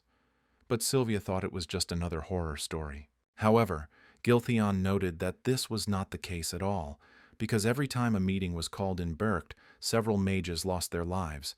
15 years ago, 11 mages died. Since ancient times, participation in this meeting was considered a sign that your family had the necessary prestige, and if they were chosen from 20 families, one could consider that their name was forever inscribed in history. However, the chosen families who failed to make it to the meeting were permanently excluded from this list, and according to another rule, their place was taken by a new family. Therefore, the easiest way to get rid of one of these prestigious families is to travel to Bercht, like walking on thin ice, where those who want to become new members of the congregation prey on the lives of its current members. Giltheon told all this to Sylvia in order to explain the reason for their haste, as he had received information that a certain group of people were planning to attack the next train. But since Sylvia was not familiar with all the cruelty of the world, she was worried about what might happen if they were discovered. So Giltheon decided to tell Sylvia that not everyone in this world smiles at each other, asking her why she thought all 12 traditional families always took their places. And if someone has to be punished for such actions, then everyone will be hit. But deaths that happen on the way to this meeting are considered deaths that occurred due to natural causes. A similar alleged accident occurred on the train that Decline was on. The boys managed to survive only because Decline had developed his telekinesis sufficiently, and also thanks to Estran's martial arts. Meanwhile, the killers had already gathered on the roof of the train to finish what they had started, and were already preparing an attack on Decline, since they had been promised a huge reward for his murder. In an instant they made their way into the carriage where Decline was, but it was a trap. To their great regret, Decline had been expecting their visit, and had set traps in advance. Meanwhile, in order to prevent Alan from worrying unnecessarily and causing problems, Decline decided that it would be a good idea to knock him out. However, he didn't have time, so he asked Veron to carry Alan to safety, and also help evacuate the remaining survivors from the other cars. Decline was also slightly surprised that Alan's neck was surprisingly smooth and soft, something he could only feel thanks to Iron Man, and he began to wonder if Alan was a girl and not a guy. However, he didn't have time to think about it now because at the moment the problem with the attack on the train remained urgent. As a result, Decline was left alone with the killers, and before killing them, he said that today they would die of natural causes. Despite the fact that Decline had pumped up his skills and stats quite a bit, the battle turned out to be a little more exhausting than he had expected. Plus, after reducing the damage from the explosion and fighting the assassins, his mana was almost depleted. At that moment, Veron also came to him and said that all the remaining passengers were safe. Meanwhile, Decline couldn't help but notice how Veron's gaze had changed since their first meeting. However, he decided to put all unnecessary thoughts aside, thinking that he had changed so much because of the sudden ambush. But be that as it may, Decline's fears were not in vain, because Veron really did not come to him just like that. Suddenly, the villain's fate was activated, and at the same time, Veron declared that in the end, Decline was destined to die by his sword. Decline tried to remain calm and asked Veron if he was acting this way because someone ordered him to. He thought that Julia had asked him to do this, but after these words, Veron became even more angry. Veron stated that he would not forgive Decline for uttering his mistress's name, because she was a true knight who would never have planned such a thing. That's why today Decline will die at his hands, but Veron is doing this not for himself but for Julia. Decline realized that he was in a very difficult situation, because now he only had 10 units of mana, and it was unlikely that he would be able to defeat someone who was considered a skilled warrior, even in the Frighten Order. Meanwhile, Veron did not delay in killing Decline and suddenly attacked him. Decline, realizing the situation he was in, decided that he had no other way to save himself except to cancel telekinesis. After this, the train began to fall rapidly downwards.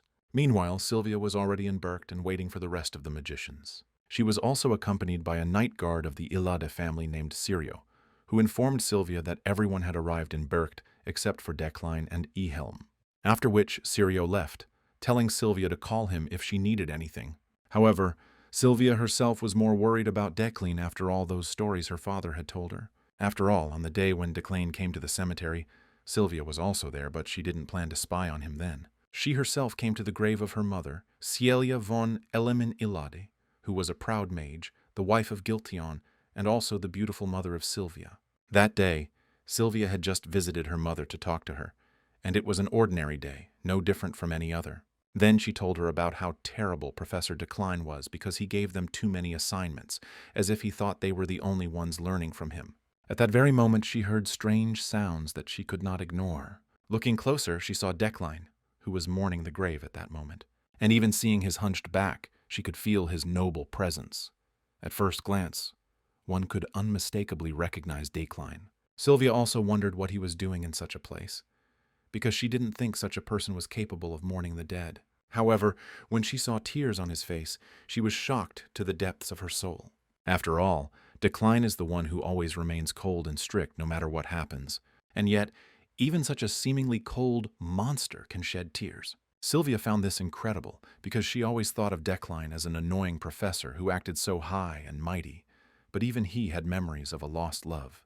Those tears she saw then, like falling stars, continued to invade her mind. Remembering her father's words about a certain group planning to attack the trains that would depart later, she was beside herself. That's why she wanted to try using the Mana Stone as a conductor, which Declan had once talked about in a lecture. From the three attributes of beginning magic, it is created using the caster as the source, and Sylvia's magic, consisting of the three original elements, began to take shape through the Mana Stone.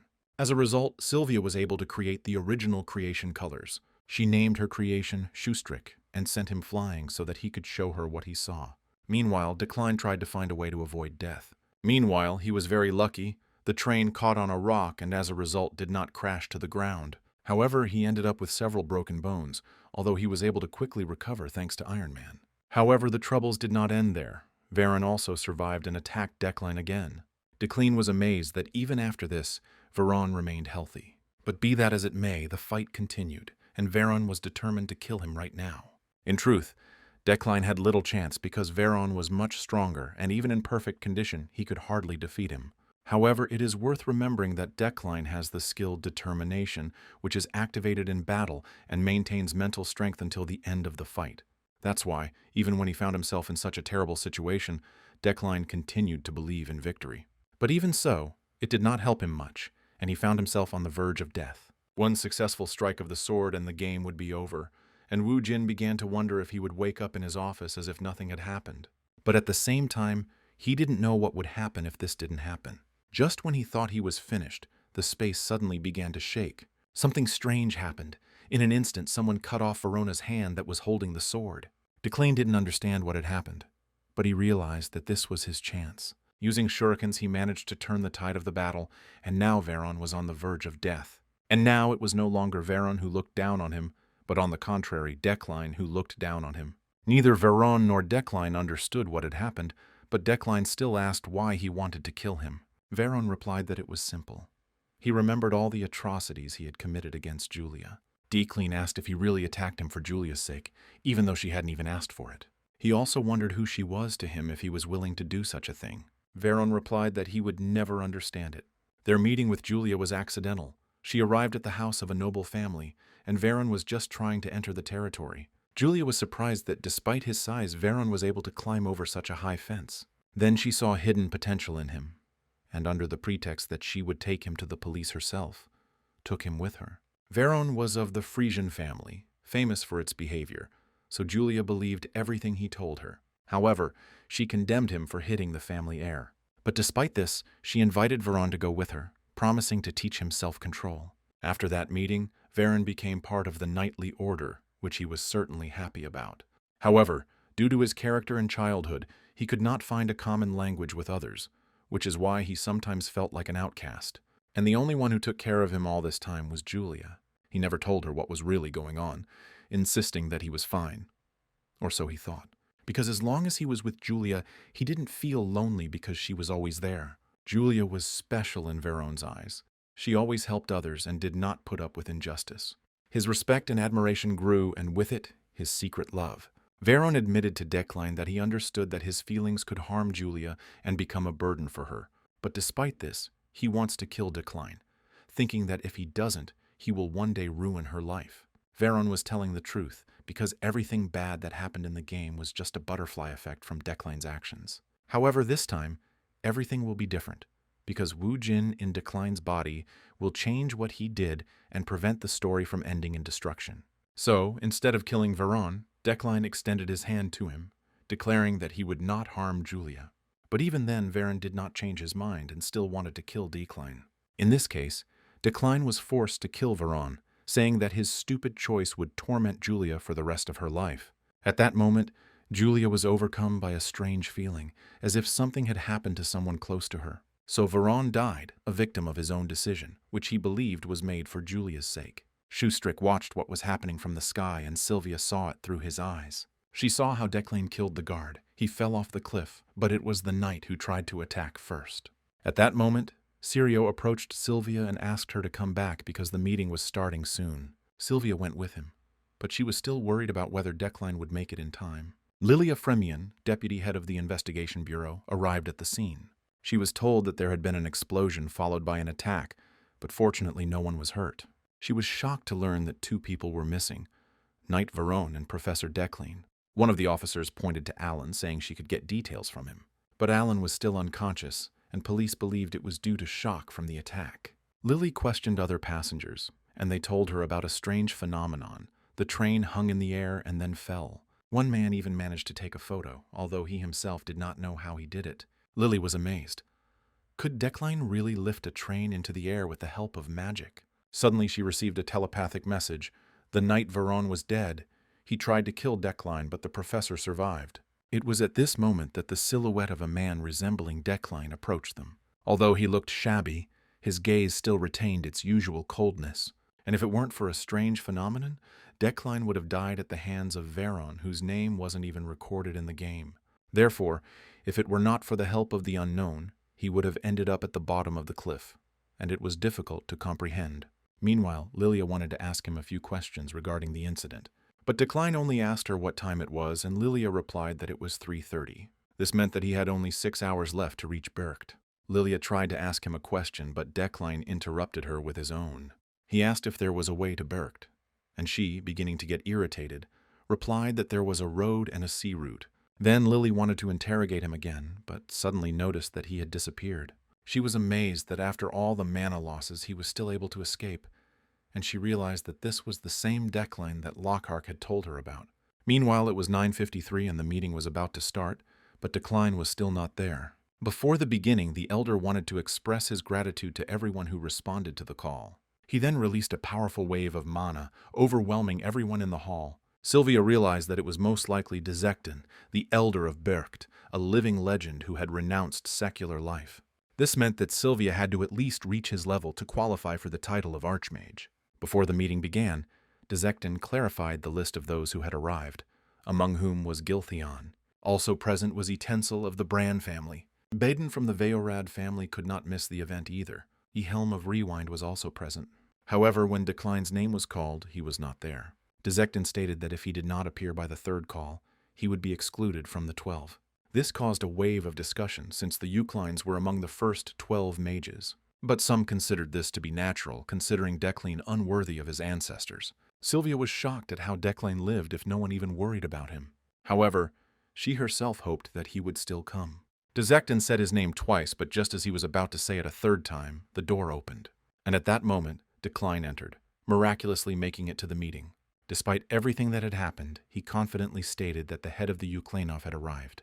The meeting began calmly, and the first topic was the appearance of the demon of the Mountain of Darkness, but it was quickly closed. Etensel noted that this was more important than the demon in the capital, and suggested sending mages and interacting with the church.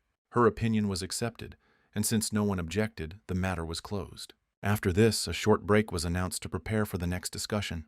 For Decline, it was quite tiring, since he ran here like crazy so as not to be late for the meeting, and now he has neither mana nor strength. But even so, his appearance was still perfect. Even in this state, Decline's features were indeed quite irritating. As soon as Decline left the meeting hall, he was immediately met by Alan, who had been worried about him all this time. After what happened on the train, Decline no longer thought of Alan as an innocent child, but began to suspect something. Meanwhile, he asked Alan to stay close to him all this time to keep an eye on her, recalling the quote, "Keep your friends close, but your enemies closer." The next topic at the meeting was to decide what the mages would do with the newly arrived wizard from the race of the Crimsonborn. This was a rather heated topic, which is unlikely to end as quickly as the previous one. Bedin stated that the Purple-born race is like parasites. They secretly reproduce, laying offspring in their society, infecting the lands. Etensel did not remain silent this time either, asking Baden what evidence he had for his words, since they had no way of distinguishing the race of the Crimson-born from others. Baden noted that they could come up with such a feature, since there must be a way to identify them given the characteristics of their race. Although he didn't know why, he was sure that the Scarlet-born were recognizing each other and gathering together, and he was also sure that they had a leader. However, Etensel indignantly stated that all this was just rumors, but he was sure that it was all true. Badin stated that it was because of Etensel's indecisiveness that countless mages had died 60 years ago, after which silence reigned in the hall, and Giltheon, deciding to dilute this silence, asked Decline what he thought about this, because his Eucline is a great family of exorcists who have been standing at the tip of the spear for many years, destroying demons. As a man of the present, Wu Jin understood such situations. The hatred that arose from refusing to think about such topics always led to unnecessary misfortunes. However, persecuting the Crimson-Born was wrong. Even if he couldn't stop them, Decline wanted to delay them as long as possible for the sake of the future main task. Because the common enemy of this world is not the race of the Scarlet-Born. Decline stated that in ancient times this race was indeed an enemy of his family. However, if you carefully study the documents, it turns out that this was all due to a simple misunderstanding. 237 years ago, during the Witcher-Rodrin incident, Rodrin was accused despite his innocence. But because of this incident, pogroms began, and many Purple-Born were killed, and they took revenge, and so this cycle of bloodshed began. And that incident Baden mentioned earlier, which happened 60 years ago, is just politics. Just a mine with mana stones was discovered on their land. Baden was not pleased with such statements, and he stated that it was not just politics because it was the Uclines who took the mine back then, and he was completely sure that the bloodline of the Crimson-Born was tinged with demonic energy. Decline noted that their family's tradition was indeed to kill demons, but not the Crimson-Born race, but Baden did not change his mind. In response, Decline asked Baden whether he was ready to take responsibility for such words. After all, one should not so unceremoniously declare people to be demons, because the one who says such a thing can become that very demon himself. After this, the meeting reached a deadlock, and the topic was postponed until the next day. Meanwhile, according to Bercht's rules, there can only be one invitee in one room, so Giltheon and Sylvia are forced to be in different rooms. Even though Sylvia was no longer a little child, Giltheon still worried about her. However, things were not without incident, and at night, when Sylvia woke up to drink some water, something strange happened. Suddenly, the space began to vibrate, and everything around changed its appearance. As a result, Sylvia's room changed into a long corridor. Sylvia didn't understand what had happened, whether she had done something wrong, and then decided to reread Bercht's rules again. The rules stated that it was advisable not to wake up until the morning, otherwise there was a risk of ending up in another place. However, in the second vestibule, where Sylvia had stayed a couple of days ago, there were no such magical phenomena. She began to wonder if everything had changed because she was next to Bercht's meeting room. Sylvia was angry with herself for allowing herself to relax, thinking that everything was fine as long as she didn't leave the confines of her room. However, she tried to remain calm, but this lasted until the moment when she heard a strange sound. After that, Sylvia started running wherever her eyes looked. The rules say that the Rosary Hotel building has only one floor, so you should avoid any stairs that appear. Moreover, if during a walk down the corridor she comes across an open door, she should under no circumstances enter it, or even look inside. Sylvia, however, ignored all these warnings out of fear, and the rules also stated that if someone started knocking on the door, it was best not to answer or make unnecessary noise. However, Sylvia was so scared that she ignored all this and tried to find a way out of this horror. Suddenly, the door she had been knocking on so furiously opened. And what was even more surprising to Sylvia was that Decline came out of that door and asked her what she was doing there. Without waiting for an explanation from her, Decline invited her to come inside. After which Sylvia told him what had happened, and Decline replied that she should have studied the rules more thoroughly, because Bercht was an amazing place even for magicians. Looking at Decline's unchanging appearance and unwavering gaze, Sylvia wondered if he was able to open the door just because he was Decline. Suddenly something was rapidly trying to attack her, and Sylvia, being terrified, did not know what to do. However, Decline told her not to move, and at that moment, the magical phenomenon called the Wandering Ghost was dispelled by his magic. Decline also noted that there is nothing surprising here, because magic was not created for killing. After these words, Sylvia decided to show Decline her skills by casting a flowing flame and other spells that she learned about in his lectures. Decline guessed them without even looking, so Sylvia decided to do something half-heartedly. Decline noted that it was indeed not bad, however, there was a slight instability in this magic circle, which was due to the air she had put into the flame. Sylvia became interested in finding out what exactly was causing this instability.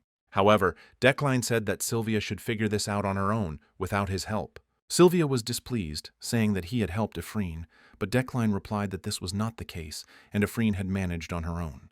Meanwhile, he also told her to curb her impatience, and since time was on her side, if she continued to work at the same pace, she would certainly become stronger. There is no need to rush here. You need to do everything step by step. This is the only way to get the desired result. Because there are only 3 people in this world who have this level of talent. All her life, Sylvia had heard similar phrases, that she was a real talent destined to become an archmage. However, she considered those words to be hypocrisy and callous flattery, while Decline's words sounded completely different to her. As a result, Sylvia stayed to sleep in Decline's room, so as not to get into any more trouble. Meanwhile, Decline felt a strange aura, similar to the effect of Midas. After that, he decided to follow the trail of this very aura in order to find the reason. Since this mountain path was very difficult to access, and the case of Bercht's collection was an exceptional opportunity, Decline decided that it was likely that a very rare item could be found nearby. Suddenly, a monster appeared next to him, trying to scare him. However, no matter what the monster did, no matter how it screamed, Decline simply ignored it as if he hadn't seen it at all. Meanwhile, Decline asked the monster if he had seen any object here that stored a large amount of mana. After this, the monster became upset and, bursting into tears, ran away from Decline as far as possible. However, after going a little further, Decline finally found the reason for Midas's actions. He managed to stumble upon a refined mana tree fragment. This is a fragment of a magical tree that was split by a lightning strike. The tree itself is rich in mana, but after the lightning strike, a part of it was purified and became an excellent material for crafting. This discovery exceeded all his expectations, because after arriving in this world, he tirelessly trained and conducted various studies. And because of his ordinary talent, Decline felt somewhat limited. But if he could craft a staff from this wood, it could help him reach the required level of strength a little faster. As a result, the final catch after such a sudden walk made Decline very happy. The next day, the meeting continued in a much more tense atmosphere. Beedon tried his best to prove that the Crimsonborn were demons, while Decline completely denied his words and arguments. The heated argument between Decline and Beedon left all the other mages at the meeting dumbfounded, and also made them wonder why Decline was protecting the Crimsonborn. Therefore, the mages, who also did not share Beedon's opinion, became interested in what Decline was actually planning. Sylvia was more than sure that Giltheon was not the only one who believed that Decline was protecting the Crimsonborn for some selfish reasons. However, they were all wrong because now Decline is the only one who is telling the truth. Eventually, Dezekten got tired of this argument and ordered Decline and Beedon to stop this pointless discussion. Dezekten realized that it seemed they would not be able to come to a common opinion on this topic, so he suggested returning to the Crimsonborn a little later, and for now moving on to the next discussion. There were no problems with the remaining topics, and this brought the protracted meeting to an end. Decline tried to do everything in his power for the sake of the future main quest, but in doing so, he incurred the disfavor of some members of the assembly. The next day, Decline went to the shopping district of Bercht, since he had the opportunity. There he wanted to find the necessary materials to craft a staff before leaving Bercht. Meanwhile, Alan suddenly shouted, saying that her savior was right there because she was only able to get here safe and sound thanks to her help. And this girl was Lilia, from whom Decline successfully escaped last time. After which, Decline and Alan decided to invite Lilia to dinner to thank her for her help on the way. Lilia also thanked them for this and, after apologizing in passing, asked Decline what happened to Veron, to which he calmly replied that he died during the attack. Lilia was confused and didn't understand how exactly Decline was different from the others, since Lockhart spoke about him like that. The fact is that Lilia was also a Purple-born, and when Lockhart was brought to the territory of the Empire, to the Imperium Investigation Bureau, from where he was to be sent to Rekordak, the strictest prison, she spoke with him tête-à-tête. Lockhart deserved this punishment, as he had killed many mages and did not object to the decision. After some time, Lilia ordered him to activate his ability so that they could talk privately. After that, using his skill, Lockhart disabled the wiretap in Lilia's office. Then Lily seemed to have been replaced. Her calm and cold gaze was replaced by furious anger, and she demanded an explanation from Lockhart, why he again decided to discredit their family. Lilia was already ready to kill him, because if anyone found out that Lockhart and Lilia were connected, they would both have problems. Lockhart asked her if she thought they could have a peaceful life in the Empire, and Lilia replied that it was only if no one knew who they really were. Lilia noted that they were no different from normal humans except for their birth, but Lockhart believed otherwise, stating that they were born with a devilish gift, and that is what humans fear. However, Lilia told him to shut up, since the Crimsonborn weren't the only ones who received a gift at birth, and in the meantime asked him why he attacked Decline in the first place if they were already keeping an eye on the Euclines.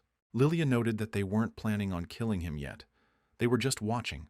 But if Decline continued to act like this, they would have no choice but to take him out. But Lockhart, on the contrary, told her not to kill or touch Decline, since he was a true aristocrat, and they had no need to kill him. Lily called Lockhart a fool, because if anyone, it was Decline, who was definitely not a true aristocrat, since he had committed a lot of crimes. Lockhart, however, after seeing the elegance with which Decline spoke about the Crimson-born being people and not demons, and his confident look, was sure of the truth of his words. Perhaps if there were more aristocrats like Decline, they would live side by side with humans. So he told Lilia that Decline did not kill him despite his origin. To this, Lilia asked him if he knew that Decline's ancestors led the ideas of genocide and oppression of the Purple-born. Lockhart replied that he didn't know, but if they treated him the same way they had treated his ancestors just because he had their blood, then it would only justify the theories that they were demons. And this slightly infuriated Lilia, because it was true. He also asked her how long she thought she would be able to hide her origins, given her position, and Lilia was sure that no one would know who she really was, since they could not be distinguished from ordinary people, even by a blood test. Of course, there are foods that they should not eat, but it is enough to simply avoid them. Lily noted that, no matter what, the emperor was not in the best condition, and a new ruler would soon ascend to the throne, and they needed to keep an eye on what each of the contenders thought about the Scarlet-born. She also warned him that until then, their people would not act, and that Lockhart needed to shut up and stay in Recordac. Now, sitting right in front of Decline, Lilia wondered what exactly made him different from the others, and what made him a true aristocrat. Meanwhile, Lilia smelled the smell of alcohol, which made her feel a little disgusted, and the source of this smell was Ihelm, who had come to talk to Decline. Even though Decline thought they had nothing to talk about, Ihelm said he had come to hear something from the depths of his dark and dirty heart. At the same time, the Order of the Knights of Frieden received the sad news of Veron's death. Upon learning of this, Julia was shocked and ordered the vice-captain to make all necessary preparations. She wants to hear Decline's explanation of what happened in person as soon as he gets back. Lilia, meanwhile, was quite surprised to see Ihelm and did not quite understand what was happening. Ihelm asked Decline what all that talk at the meeting was for, since he had really managed to catch him off guard. Moreover, Ihelm was interested to know from him why he suddenly decided to side with the Scarlet-born. Ihelm reminded Decline that he himself had recently suggested destroying them, and long before that he had insisted that lower species had no right to life. Moreover, the document in which he condemns the Purple-born is still at the university. Ihelm asked him if he had really found himself a Purple-born slave to conduct research in his place. Alan also intervened in their conversation, telling Ihelm to stop insulting the professor. However, Decline asked him not to interfere, adding that Ihelm's brain was like rotten cheese, so his train of thought was not surprising. Ihelm also did not forget to remind that there were only 6 months left before the presentation of the research, or maybe even 3, and then everyone would find out what he was really capable of. After this, Ihelm left, and Lilia wondered whether Decline had really sided with the Purple-born, since he had behaved in such a way, despite the risk of offending the other participants of the meeting.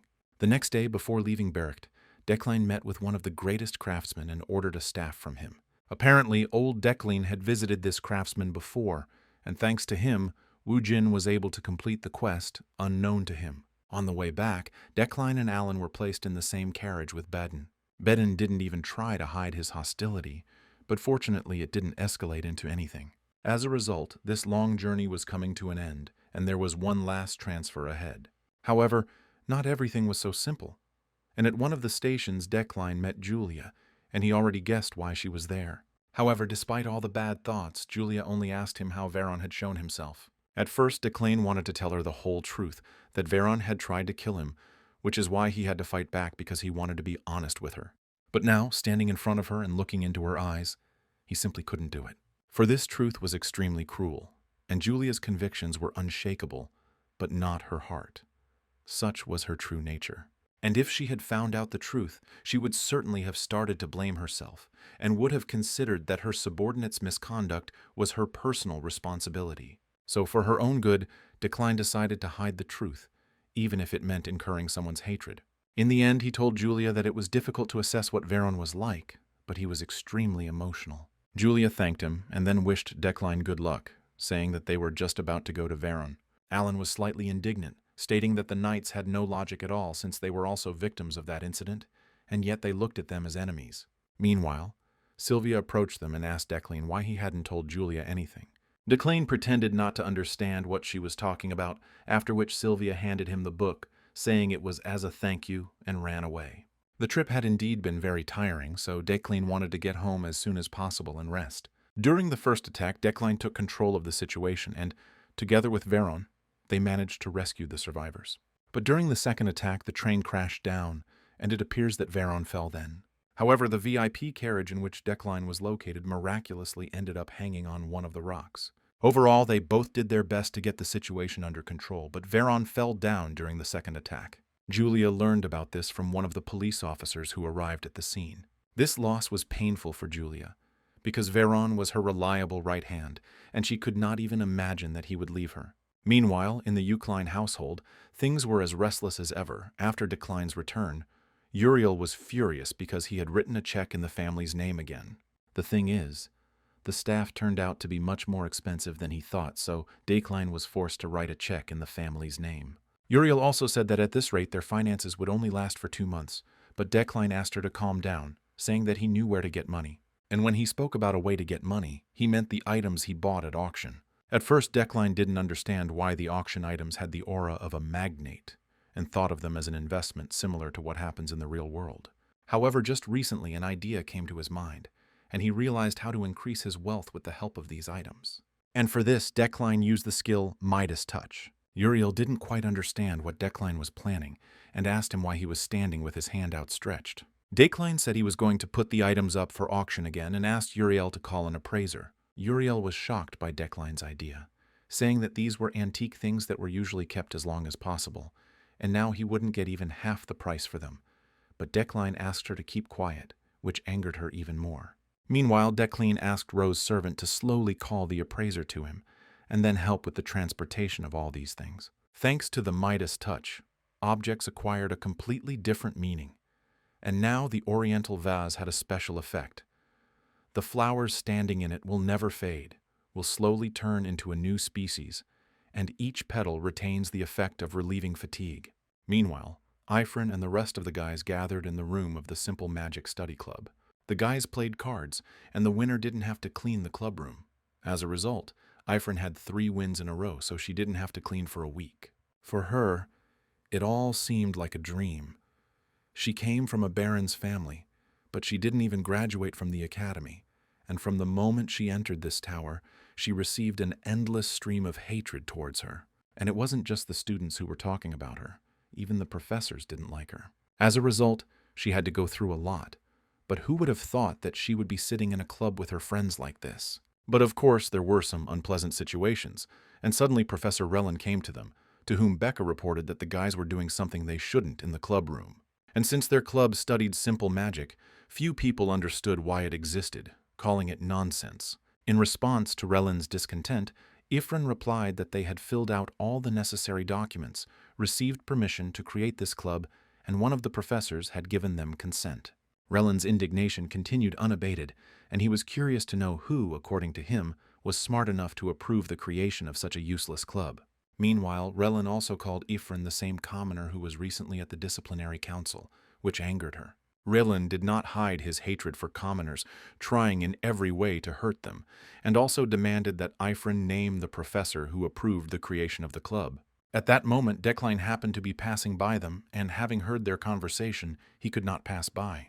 Decline explained to Relin that it was he who gave the boys his permission, and in the meantime asked if he had any objections. Decline himself was furious because Uriel hadn't left him alone since the morning, and now that he was at work, someone else was causing him problems.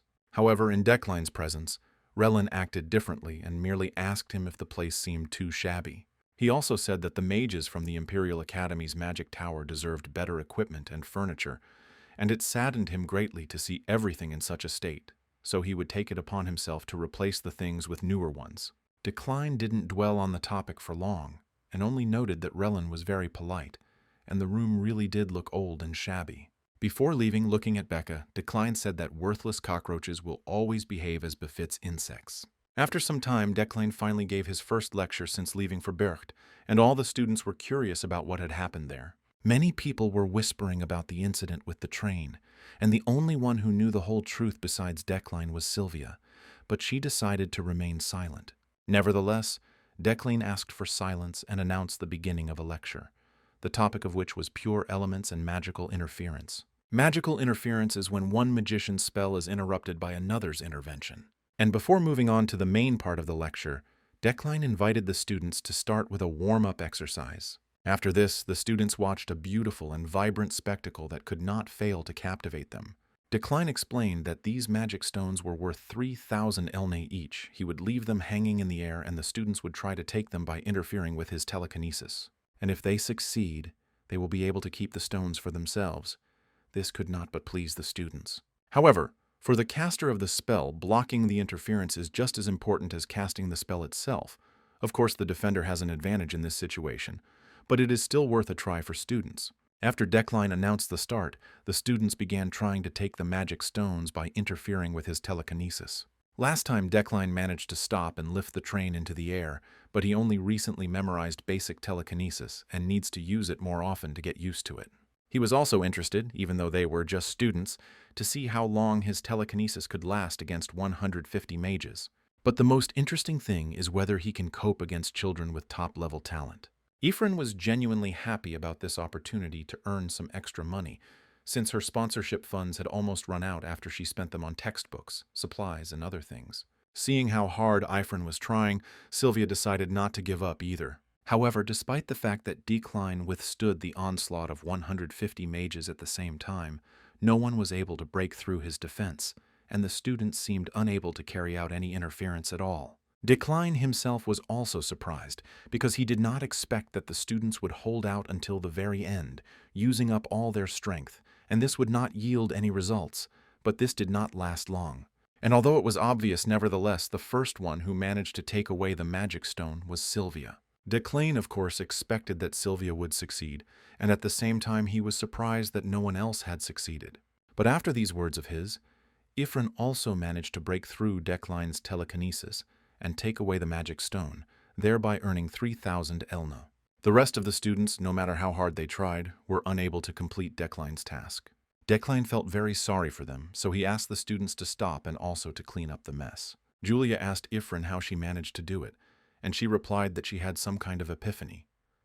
She doesn't know much about telekinesis, but when she tried to break through Declan's magic, it felt like something broke. Sylvia was confused and thought it was impossible, because Ephraim had received the lowest grade in the previous exam, but now she was already second. She was sure that there was no special treatment for Ephraim, but it seemed that the rumors about Declan leaving work late because of his studies with Ephraim were true. Sylvia was angry, not understanding why Declan lied to her and why he chose Ephraim, calling her arrogant. After a short warm-up, Declan continued his lecture, explaining to the students that in this practical task they had made every effort to perform magical interference, but there was an easier way to counter his telekinesis. And perhaps those who have managed to cope have already understood this. And this method is mana interference. Mana interference, unlike the more common method of blocking detected magic, is a method that involves understanding another person's spell and interrupting it. However, the reason this method is not universal is that it has too many limitations. Declan also explained to the students that its use is only possible on the magic they have learned, and that it is not recommended for use, since practice shows that barriers or other spells are more often used for protection. However, nothing gathers water under a lying stone, and they must use this opportunity to fully understand the interference of mana, because the trick of the technique is to find the central chain of the magic circle. The central chain is a part of the magic circle. Its appearance depends on the type of spell and the element used in the spell. In other words, you need to understand what central chain the opponent is using and interfere with it. If the students could master this mana technique, it would be much easier for them to perform magical interference. And to begin with, he would like to teach them to distinguish the central circuits of most magic circles. Before that, he asked the students to pay attention to the magic circle for the spell called Storm Spearblade. It has a destructive type of magic that will always have a central chain that will explode from the inside. Then Declan explained to them the principle of support spells, and despite the huge amount of information, the students tried to remember everything he said.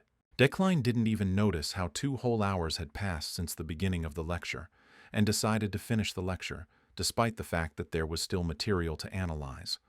But time was up. He decided to leave the rest of the material for their own analysis, so that they could reflect on it and understand it themselves, while he also mentioned that there would soon be a midterm assessment, and before that, an open, practical exam. Some students were glad that the lecture had finally come to an end, but others were unhappy that Decline had stopped halfway and just left like that. Ifrin felt as if an epiphany had come upon her, and the feeling was difficult to describe in words. Meanwhile, Beck approached her. He resembled Decline in appearance and behavior, showed hatred towards Ifrin, and called her a representative of the common people. Julia decided not to stand aside and asked him why he had started calling her names again, as if he wanted to start a fight lately. Beck noted that it was all because of their showing off, as for commoners, and meanwhile asked Ifrin what she had done to go from being the last in the class to being the second. Ifrin wanted to just ignore him, but Beck asked her how she was able to bribe Decline, even though she was not of noble birth and was not well off. This caught Ifrin off guard, and Beck later added that everyone already knew that she was attending private lessons with the professor. Ifrin denied it, saying it wasn't true, but Beck continued to insist on it, saying that she was just a fool who hadn't even graduated from the academy. Beck also suggested that perhaps Decline simply felt sorry for her, since it seemed like he wanted to give her the Mana Stone as a gift. Beck crossed all boundaries and completely stopped thinking about what he was saying, and as soon as he started talking about Ifrin's past and her parents, the girl immediately lost her temper. His words angered Ifrin so much that she was ready to hit him in front of the other students. However, Julia stopped her in time, saying that she could be punished again, and remembering Decline's words that magicians should always remain calm, Ifrin calmed down. Ifrin smiled and thanked Julia, saying that it looked like she had been working a little too hard. As a result, everything ended with a small verbal altercation, and, fortunately, it did not come to blows. However, anger filled Ifrin, and even after a long time she still wanted to take revenge on Beck for all his dirty words. Meanwhile, while walking around the campus, Ifrin suddenly bumped into Sylvia and was surprised by such a meeting. Sylvia was just waiting for Ifrin to talk to her alone. However, her question was quite abrupt and irritating to Ifrin because, oddly enough, Sylvia asked her if she really was getting extra lessons from Decline. This angered Ifrin, and she told her everything she thought about the situation, saying that she and Declan were in a terrible relationship, so there was no way he could be her tutor. After this, Sylvia was convinced that Ifrin was telling the truth, and in the meantime also asked her if she had heard why Decline had entered the laboratory for the first time in 3 years since her father's death. Ifrin confidently stated that Decline could not possibly have gone there because he would never be able to repeat her father's work, because after all, her father was a genius. To which Sylvia replied that in that case, she should know that Decline had been visiting the lab every day for the past 3 months, and that he had also cleaned it up, hired an assistant, and brought in new magical tools. Ifrin, listening to this, could not believe that Decline had once again taken up her father's developments, but he was not capable of continuing his research on his own. However, she told Sylvia that she didn't know about it. Maybe Decline just decided to do something of his own, and besides, what did it have to do with her? And that was the end of their conversation. A few days later, Decline gave another lecture. This time, the guys gathered not in the classroom but on the street, and Beck, as always, tried in every way to offend Ifrin and Julia. Decline asked for silence and announced the beginning of the lecture, explaining to the students that, as he had promised, today they would have their last practical exam before the midterm assessment. And today's lecture will be a public practice. In front of an audience, students will engage in a magical duel. They can use any magic they know to fight each other, but they will need to demonstrate at least 3 forms of pure elemental magic during the battle. Besides, no matter whether they win or lose, Decline will be evaluating the fight itself, and while watching them, he will write down their strengths and weaknesses. Meanwhile, Professor Relin will also be present to ensure that no one gets seriously injured, and therefore the fights will take place without restrictions. After this, the first fight began, and at first everything went quite smoothly. At first, the students were awkward due to their lack of experience in fighting, but eventually they managed to concentrate and use their magic. And of course, the difference in strength between the students was noticeable to the naked eye. Some guys like Beck continued to mock the commoners, saying that they didn't deserve to study in the magic tower. However, Ifrin continued to support the guys no matter what. Meanwhile, it was Beck's turn to choose his opponent to fight, and oddly enough, he chose Ifrin. Ifrin herself was also happy with this outcome, because it was a great chance for her to take revenge on Beck for all his dirty remarks about her. Even though Beck kept trying to get on her nerves, Ifrin remained calm and alert to prove to everyone that Beck's magic was trash compared to hers. However, the start of the fight was quite problematic for Ephraim at first glance, and Beck managed to attack her. Beck thought that the battle would end there and he would be able to easily win, but that was not the case. Suddenly, the tide of the fight changed and Buck no longer looked so confident of his victory. And in the end, Ephraim was able to defeat Beck without much difficulty, and she couldn't help but take the chance to mock him. Dacline noted that the fight ended too quickly because some idiot couldn't take a punch properly, which meant that there wasn't even a proper show for the invited guests. Ephraim asked to give her another opponent, because due to the fact that Beck was too weak, she was still unable to use the 3 forms of pure elemental magic. Dacline replied that this was indeed the case and that it would be wrong to end the examination in this way, so he wanted to choose the next opponent for her. However, Ephraim, pointing at Dacline, stated that she wanted to fight him. This caused a surprised and violent reaction. Raylan also did not ignore such a statement and said that Ephraim was crossing all boundaries. For Ephraim, this was a long-awaited opportunity to fight Dacline, and even if she missed this chance, it wouldn't be a problem for her to be ridiculed for a while. And yet, Dacline himself responded that he was not against such a duel and accepted Ephraim's challenge, since, as he himself had previously stated, there were no restrictions on this exam. But be that as it may, the professor will not be able to fight on equal terms with the student, so Ephraim will attack first. Ephraim's heart fluttered at this moment. Finally, after a long time, she was able to fight with Dacline. This was the very moment she had been waiting for so long. Of course, she understood that she would be unable to do anything against an opponent who was superior to her in strength. She also understood that there was no point in this fight, and yet Ephraim could not help but take advantage of this opportunity to close the gap between her and the man she would one day defeat. Dacline was quite surprised by Ephraim's strength, and it was clear that she was giving it her all. However, her strength was still far from enough to defeat Dacline or even injure him. Despite the fact that she failed with her first attack, Ephraim did not give up and continued to attack him. Meanwhile, Dacline told Ephraim that she had a certain habit when using magic. It becomes more noticeable when the movements of her magic become wider. As a result, Ephraim did not notice how Dacline used magical interference against her again, causing her to no longer be able to use magic against him. However, even so, Ephraim did not give up and fought until the end, and since she could no longer use magic, she decided to defeat him with physical force. But in the end, it only took one flick from Dacline to send Ephraim far away on the battlefield.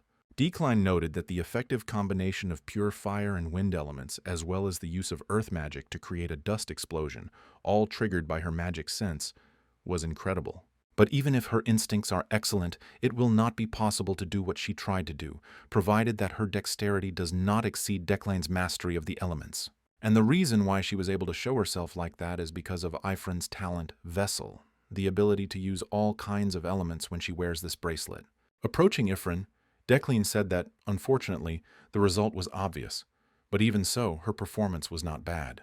After which, Dacline announced the end of public practice, and the students will have to concentrate on the upcoming midterm assessment. At the same time, Ganesha met with her old friends, and among them was Yuria, the island girl played by Woojin's ex-girlfriend Ara. However, Yuria was no longer a normal game character and suffered the same fate as Dacline. Or rather, on the night that Woojin entered the game and became Dacline, Ara noticed a strange bright light on the way to the car. This bright light swallowed and erased her, and then the sounds of her world disappeared completely, and when she opened her eyes again, there was no trace left of her original world, so she woke up in the game. The first thing she saw was Ganesha, who was saying something about Dacline and his plan to use gifted children. Even though everything around her looked strange and unfamiliar, Ganesha and the rest of the guys looked familiar. And that's not strange, because these are characters and a story that she herself worked on creating. At that moment, Ara realized that she had somehow miraculously been transported into the game, and now she was Yuria. And since Ganesha was the strongest traveler in this world, Yuria decided that the best decision would be to stay with her. After all, she simply has to survive and find a way to get out of this game. Meanwhile, Dacline finally received his staff, which he had been waiting for so long, and with the help of which he wanted to become even stronger. The staff even had special attributes. It independently helped the user to understand magic, as well as use it more effectively. In addition, the wand could be repainted in the color that best suited the clothes. In addition, due to the blood of the Eucline family, the staff allowed the use of enormous power, with the help of which one can expel or neutralize demons, and the staff itself cost Dacline 9 million elne. Meanwhile, Roy knocked on Decline's door to warn him that his dinner was ready. Seeing the dinner that awaited him, Decline was quite surprised, because earlier Uriel had said that their financial situation was not the best. Uriel herself said that they needed to eat well to overcome difficulties, so she asked to cook this for him so that he would be full of energy. This is because they managed to sell the antiques that Decline had ordered to be sold, and those items were in great demand, and it got to the point where the auction house began to have difficulties. Uriel and Roy even thought that it was all a dream, because the funds they received had reached such a level that they would no longer have to worry about the estate for several years. This outcome of events could not but please Decline and the rest of the Eucline family. A little later in his office, Decline was preparing for a midterm assessment and was angry with his game character. After all, he had now put a lot of effort into composing questions for the exam, and in order to get ideas for questions, he decided to look at the previous tests that Decline had given. And all these questions were impossibly difficult for ordinary students, which once again confirmed how arrogant Decline really was. Woojin realized that the original Decline had confused the need to make the tests more difficult with showing his own superiority over others, and that was why such unsolvable tests were created. But he didn't do that, and he wanted to pick good questions, questions that weren't the easiest to solve, questions that made you feel proud of yourself after completing them. They should be like that, sparking interest in understanding magic. Every action of Decline as a professor could play a key role in the development of new magicians, so a lot depended on him. After some time, he reached the last box, and the questions in it were already noticeably different from those, as if they had been written by a completely different person. And even despite their high complexity, they could spark genuine interest. Using understanding, Decline recognized the essence of these questions, so he realized that if he poured the solution onto the trial answer sheet for the magic exam, incredible magic would occur. After which the office was filled with a bright and mesmerizing phenomenon: the incredible beauty of magic. Moreover, an unknown woman appeared in front of Decline, which surprised him greatly. Decline realized that this was an exam in which you had to solve problems, and by pouring in the correct answer, you could get an image. The colors shown are the elements, and the solution is in harmony with all the questions in the exam, and is truly amazing. This is the most suitable question on the topic of understanding pure elements. Woojin realized that Decline himself probably also realized how wonderful this task was. It was so magnificent that with his talents, he would not be able to recreate such a question. It was instinctive envy. But what interested him most was what kind of woman appeared before him. Meanwhile, the Council of Professors received a letter from the great elder Bert Dezekdan, in which he warned that the issue of the purple-born race would be discussed at the next meeting. Adelina was surprised that the discussion of the purple-born had turned into this, and all because of the strong desire to suppress them. What was even more surprising to her was that the letter spoke of Professor Decline, and looking at the other professors, she declared that this also applied to them. Adelina was the chairwoman of the Imperial University's Magic Tower, and as a promising Archmage candidate, she possesses terrifying power. However, her character is surprisingly extremely simple and playful. Her interest in the world around her and her love of rumors are connected to the secret of her birth. After all, Adelina is actually half-elf, which explains her character, and of course, this is the source of her unimaginable magical power. And even a person like her, albeit reluctantly, is forced to wait for a day like today. Once a month, all the professors gathered to show respect to the chairwoman. And as always, the one absent from the meeting was Decline, and his excuse was that a member of the Eucline family didn't need to impress anyone anyway. But this time, in his absence, one very interesting phrase was said. The upcoming conference of mages was wanted to be attended by Ms. Luina, a woman who once competed with Decline for the post of senior professor, after which she resigned of her own accord due to the machinations that Decline carried out. Adelina was sure that Luina would never return to the kingdom, and yet she wondered why she suddenly decided to visit the Empire again. Rattlin noted that once the position of senior professor became vacant, Luina would return in no time, and if that happened, it would be a huge boost to their magic tower. He also couldn't help but mention Decline, saying that unlike him, who took on the task of protecting the Crimsonborn, Luina would be better suited for that role. Adelina promised to think about it if Luina did return, and after that the meeting was over. Adelina, meanwhile, was surprised at how much Decline had changed recently, and besides, those questions he had given for the exam were too well done to believe that he had written them himself. So Adelina was thinking about giving Decline a little trouble, and if Luina, Decline's sworn enemy, showed up, that would be a real laugh that she would like to watch. A few days later, the long-awaited day of the midterm assessment for Understanding the Magic of Pure Elements arrived. The students were quite surprised when they received the exam assignment, and some even considered giving up. Alan noted that the questions were presented in a non-standard format, so he understands the students' confusion, but all the assignments were compiled in accordance with the materials covered. In addition, the midterm assessment for Understanding the Magic of Pure Elements will be held for 10 days, and the deadline is until midnight on Sunday before the Magic Tower closes. Alan also told the boys that each of them would be tested in a room specially designated for them, and of course they would be allowed to take other exams while they were doing these assignments. Of course they are allowed to eat and sleep during this time, but they are not allowed to take exam assignments out of the room, and as he said earlier, any study materials can be used in this exam. Alan also conveyed to them that Decline had said that he would personally be willing to write a letter of recommendation for them on behalf of a senior professor if the student achieved a perfect score. This motivated the guys because the magical table of ranks starts with first-class magicians, archmages, and it goes all the way up to the 11th grade magicians, the students, but it's not at all easy to climb up it. Getting a higher rank simply by attending classes and waiting for some time will not work, because each rank requires a test for promotion. And passing this very test is not an easy task at all. However, if such a student had a letter of recommendation from Declan, a 4th-rank monarch mage, it could be considered a direct ticket to promotion. Ephraim thought it was some kind of nonsense. Would her sworn enemy really give her a recommendation? It killed all her motivation to try hard in the exam, since she didn't want to be connected to him in any way. But at the same time, if she could really get a top score and get a recommendation from Decline, she would be able to climb higher up the ranks and make Decline her servant, or so she thought. A lot of time has passed since the exam began, and the 4th day has already arrived. At this time, Ephraim was in mild confusion and bewilderment, because the exam turned out to be many times more difficult. She already had a whole stack of calculations, all to solve the problem. However, despite the difficulty of the tasks, Ephraim found them very interesting and even magnificent.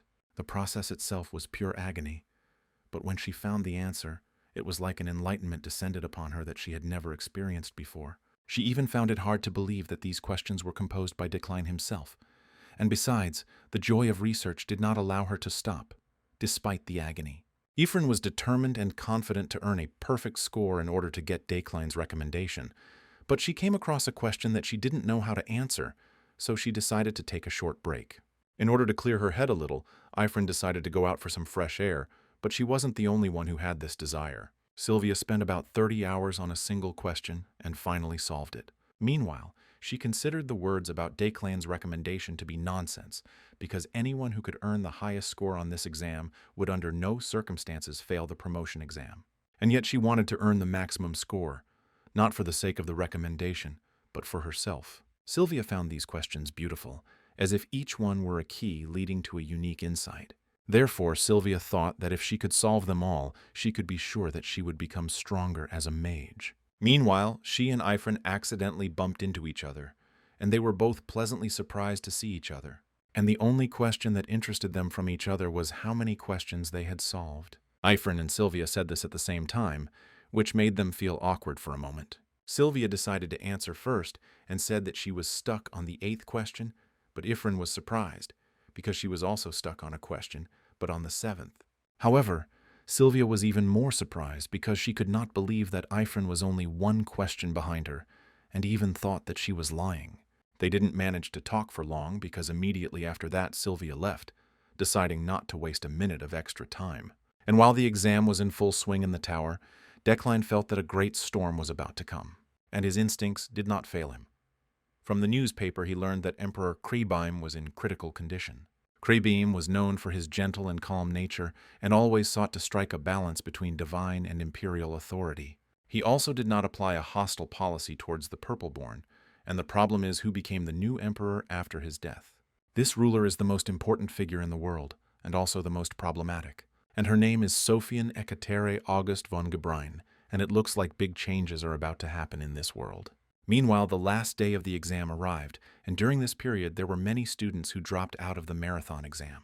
However, the line between the weak and the strong was too obvious. And yet, even without grades, all the students boasted that they passed the exam as if it were a medal. After the exam, the students did not enjoy their freedom, but instead thought about what they had learned. It was unusual, and attracted everyone's attention. Even the professors of the Magic Tower wanted to take a look at that very exam question that was shrouded in rumors. And right now, the number of students trying to solve the last 8th question is only 2. Ephraim was sure that she would be able to solve it. She just needed to concentrate a little more, when suddenly something strange happened. At that moment, an incredibly bright and mesmerizing light was seeping through the door of one of the rooms, which was impossible to ignore. Decline knew from the start who would be able to solve the last task first, so he wasn't too surprised. The first one to solve the last 8th question on the exam was Sylvia, for which Decline successfully congratulated her. There was a real beauty of magic in her room, and all this is the answer to the last question. Bright colors filled with magical elements. Even the cool blues were warm, and under the stars that shine with hope in the darkness, they are both hot and cold at the same time, dazzling yet sharp. It was a true masterpiece of Sylvia's magic and skills, and although these questions were composed by Decline himself, he failed to realize such beauty, probably due to his lack of skill. Behind this same question was hidden Woojin himself, who dreamed of becoming an artist, but he had no talent. But even so, he wanted to touch people's hearts with his works and continued to pursue art. This was the same Woojin. Decline's sense of aesthetics was also woven into this issue, which is why Decline, who loves beauty, and Woojin, who dreamed of going to art school, both found solace in what was happening. After all this, Decline thanked Sylvia and left. Sylvia also wanted to thank him, because it was thanks to this question that she realized how beautiful magic itself is. Ephraim, no matter how hard she tried, was unable to solve the last task, and besides, the time allotted for the exam was over. However, despite the failure, Ephraim continued to smile. Of course, she was upset that she was unable to get past Sylvia and earn the highest score. But what was more interesting to her was that, without even noticing it, she had stopped thinking about the letter of recommendation and decline. As a result, only her magical curiosity and indescribable thirst for knowledge remained. Even though the exam was already over, Ephraim still wanted to continue trying to solve the last question. But in the end, after spending a lot of effort, she still couldn't solve it. But she would have felt some satisfaction if she could answer the last question. And what upset her even more was that after such a difficult exam, a door with offensive graffiti and a cold bed awaited her. However, at that moment, she saw the guys from the club coming towards her. Julia and the guys were waiting for Ephraim because, as they planned, they should relax together after the exam, for example, eat something delicious. This moment really meant a lot to Ephraim, because for the first time in a long time, she could finally feel not alone. After a few days, Ephraim finally managed to find the answer to the last question, and she did not regret spending so much time on it. After that, Ephraim enjoyed carefree days without exams in the company of friends from the club. Ephraim was glad she passed that test because it was the most incredible moment she had ever had. Meanwhile, Julia asked her if she had heard the recent news about Decline, since there had been a huge stir after his questions at the exam. Julia also told Ephraim that they said that Decline had been called away somewhere, to be more precise, to the floating island. The floating island floats at an altitude of 1,500 meters. It is the pinnacle of magical engineering and the mage community as a whole. Rumor has it that all knowledge and magic is contained on the island. It is the future of their world, and it is also an autonomous region, which is not accessible to ground systems. And naturally, quite eccentric people obsessed with magic gather there. Some mages highly appreciated the questions that Decline had composed, and it soon became the most discussed topic on the floating island. Because of this, Decline was invited to the island to give a lecture on the topics raised in the questions. Decline himself did not expect that this exam would become so popular, and yet he also received a quest to give a lecture on the floating island, for the successful completion of which he would receive 30 mana points. Moreover, the payment for one performance is not small.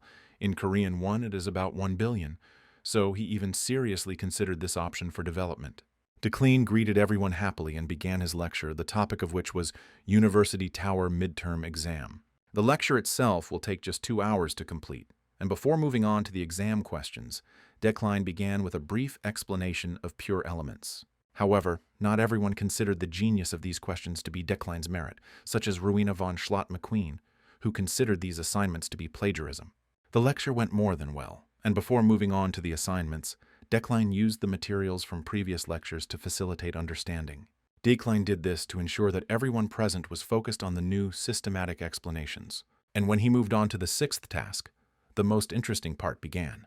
Adelina couldn't contain her curiosity, so she asked what, based on the above, would happen if they made a distinction between pure magic and species magic. She was curious to know how best to combine the elements from the sixth task in this case to obtain the best type of destructive magic.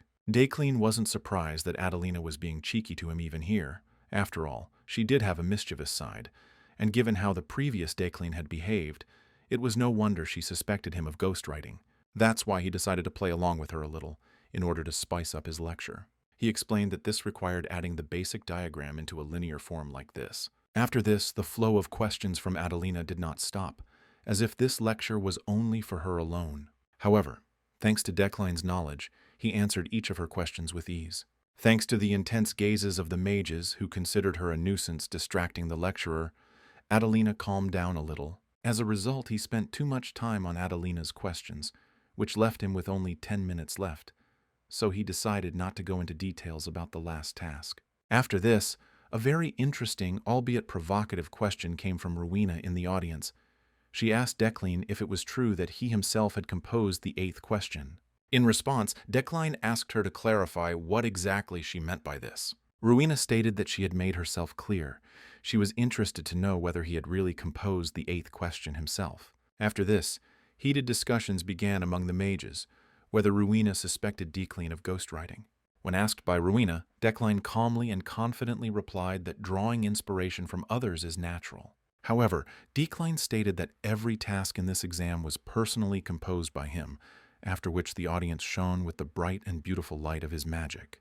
He also asked if Rowena was satisfied with this answer, and despite all her discontent, she could not object. After this, the lecture was successfully completed, and in the meantime, Decline completed the quest.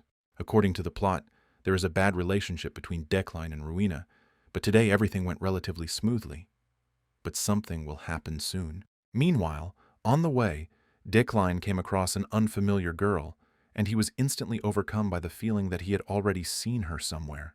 And to tell the truth, this meeting was unexpected and strange for him.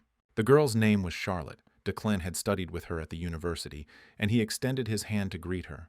However, Charlotte asked him if they were close enough to call each other by their first names, to which Decline asked her how Princess Maho was doing.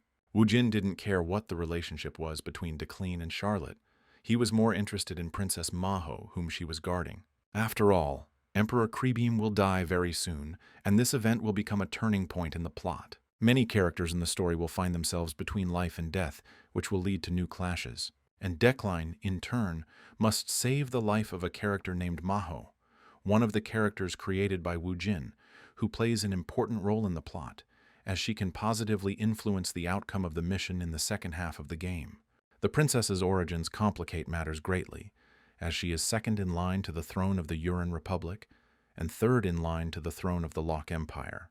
There is always a trail of blood and war behind someone like her, and she is currently in the Empire under the pretext of studying, but once the current emperor dies, she will leave the Empire, which will put her life in danger. Charlotte was displeased with Decline's insolence, saying that he had not at all gotten rid of the habit of picking on insults even in elementary conversation. To which Decline told her not to get worked up, because he would become the vanguard, ready at any moment to protect his comrades who had put their lives on the line. Before leaving, Decline gave Charlotte a magical negotiating ball, asking her to contact him when she decided what to do next. Of course, at first she didn't want to accept his help, but in the end she agreed. Meanwhile, the princess also came to her and was concerned about Charlotte's anxious appearance, telling her not to give in to stress. Maho noted that soon the brother's subjects would arrive here and try to either use her for their own purposes or kill her, but she herself did not understand who needed this throne at all. After all, Maho ran away to the Empire, citing her studies, but in fact she really liked living here, and besides, it was safe here. However, she understood that the future emperor would not leave her alone, so they needed to escape as soon as possible. Meanwhile, Maho handed Charlotte a suitcase with the money she had managed to save, but she didn't quite understand what it was for. Maho noted that she knew that after paying the mercenaries who would accompany them on their way back, her pockets were completely empty, but Charlotte denied this, saying that she was able to earn money herself. However, the princess could not be persuaded, and she also asked Charlotte not to take everything on herself alone. After all, this money is intended for everyone, so she can consider it her investment. Charlotte was sympathetic to Maho, and said that she would use the money to hire as many people as possible to protect her.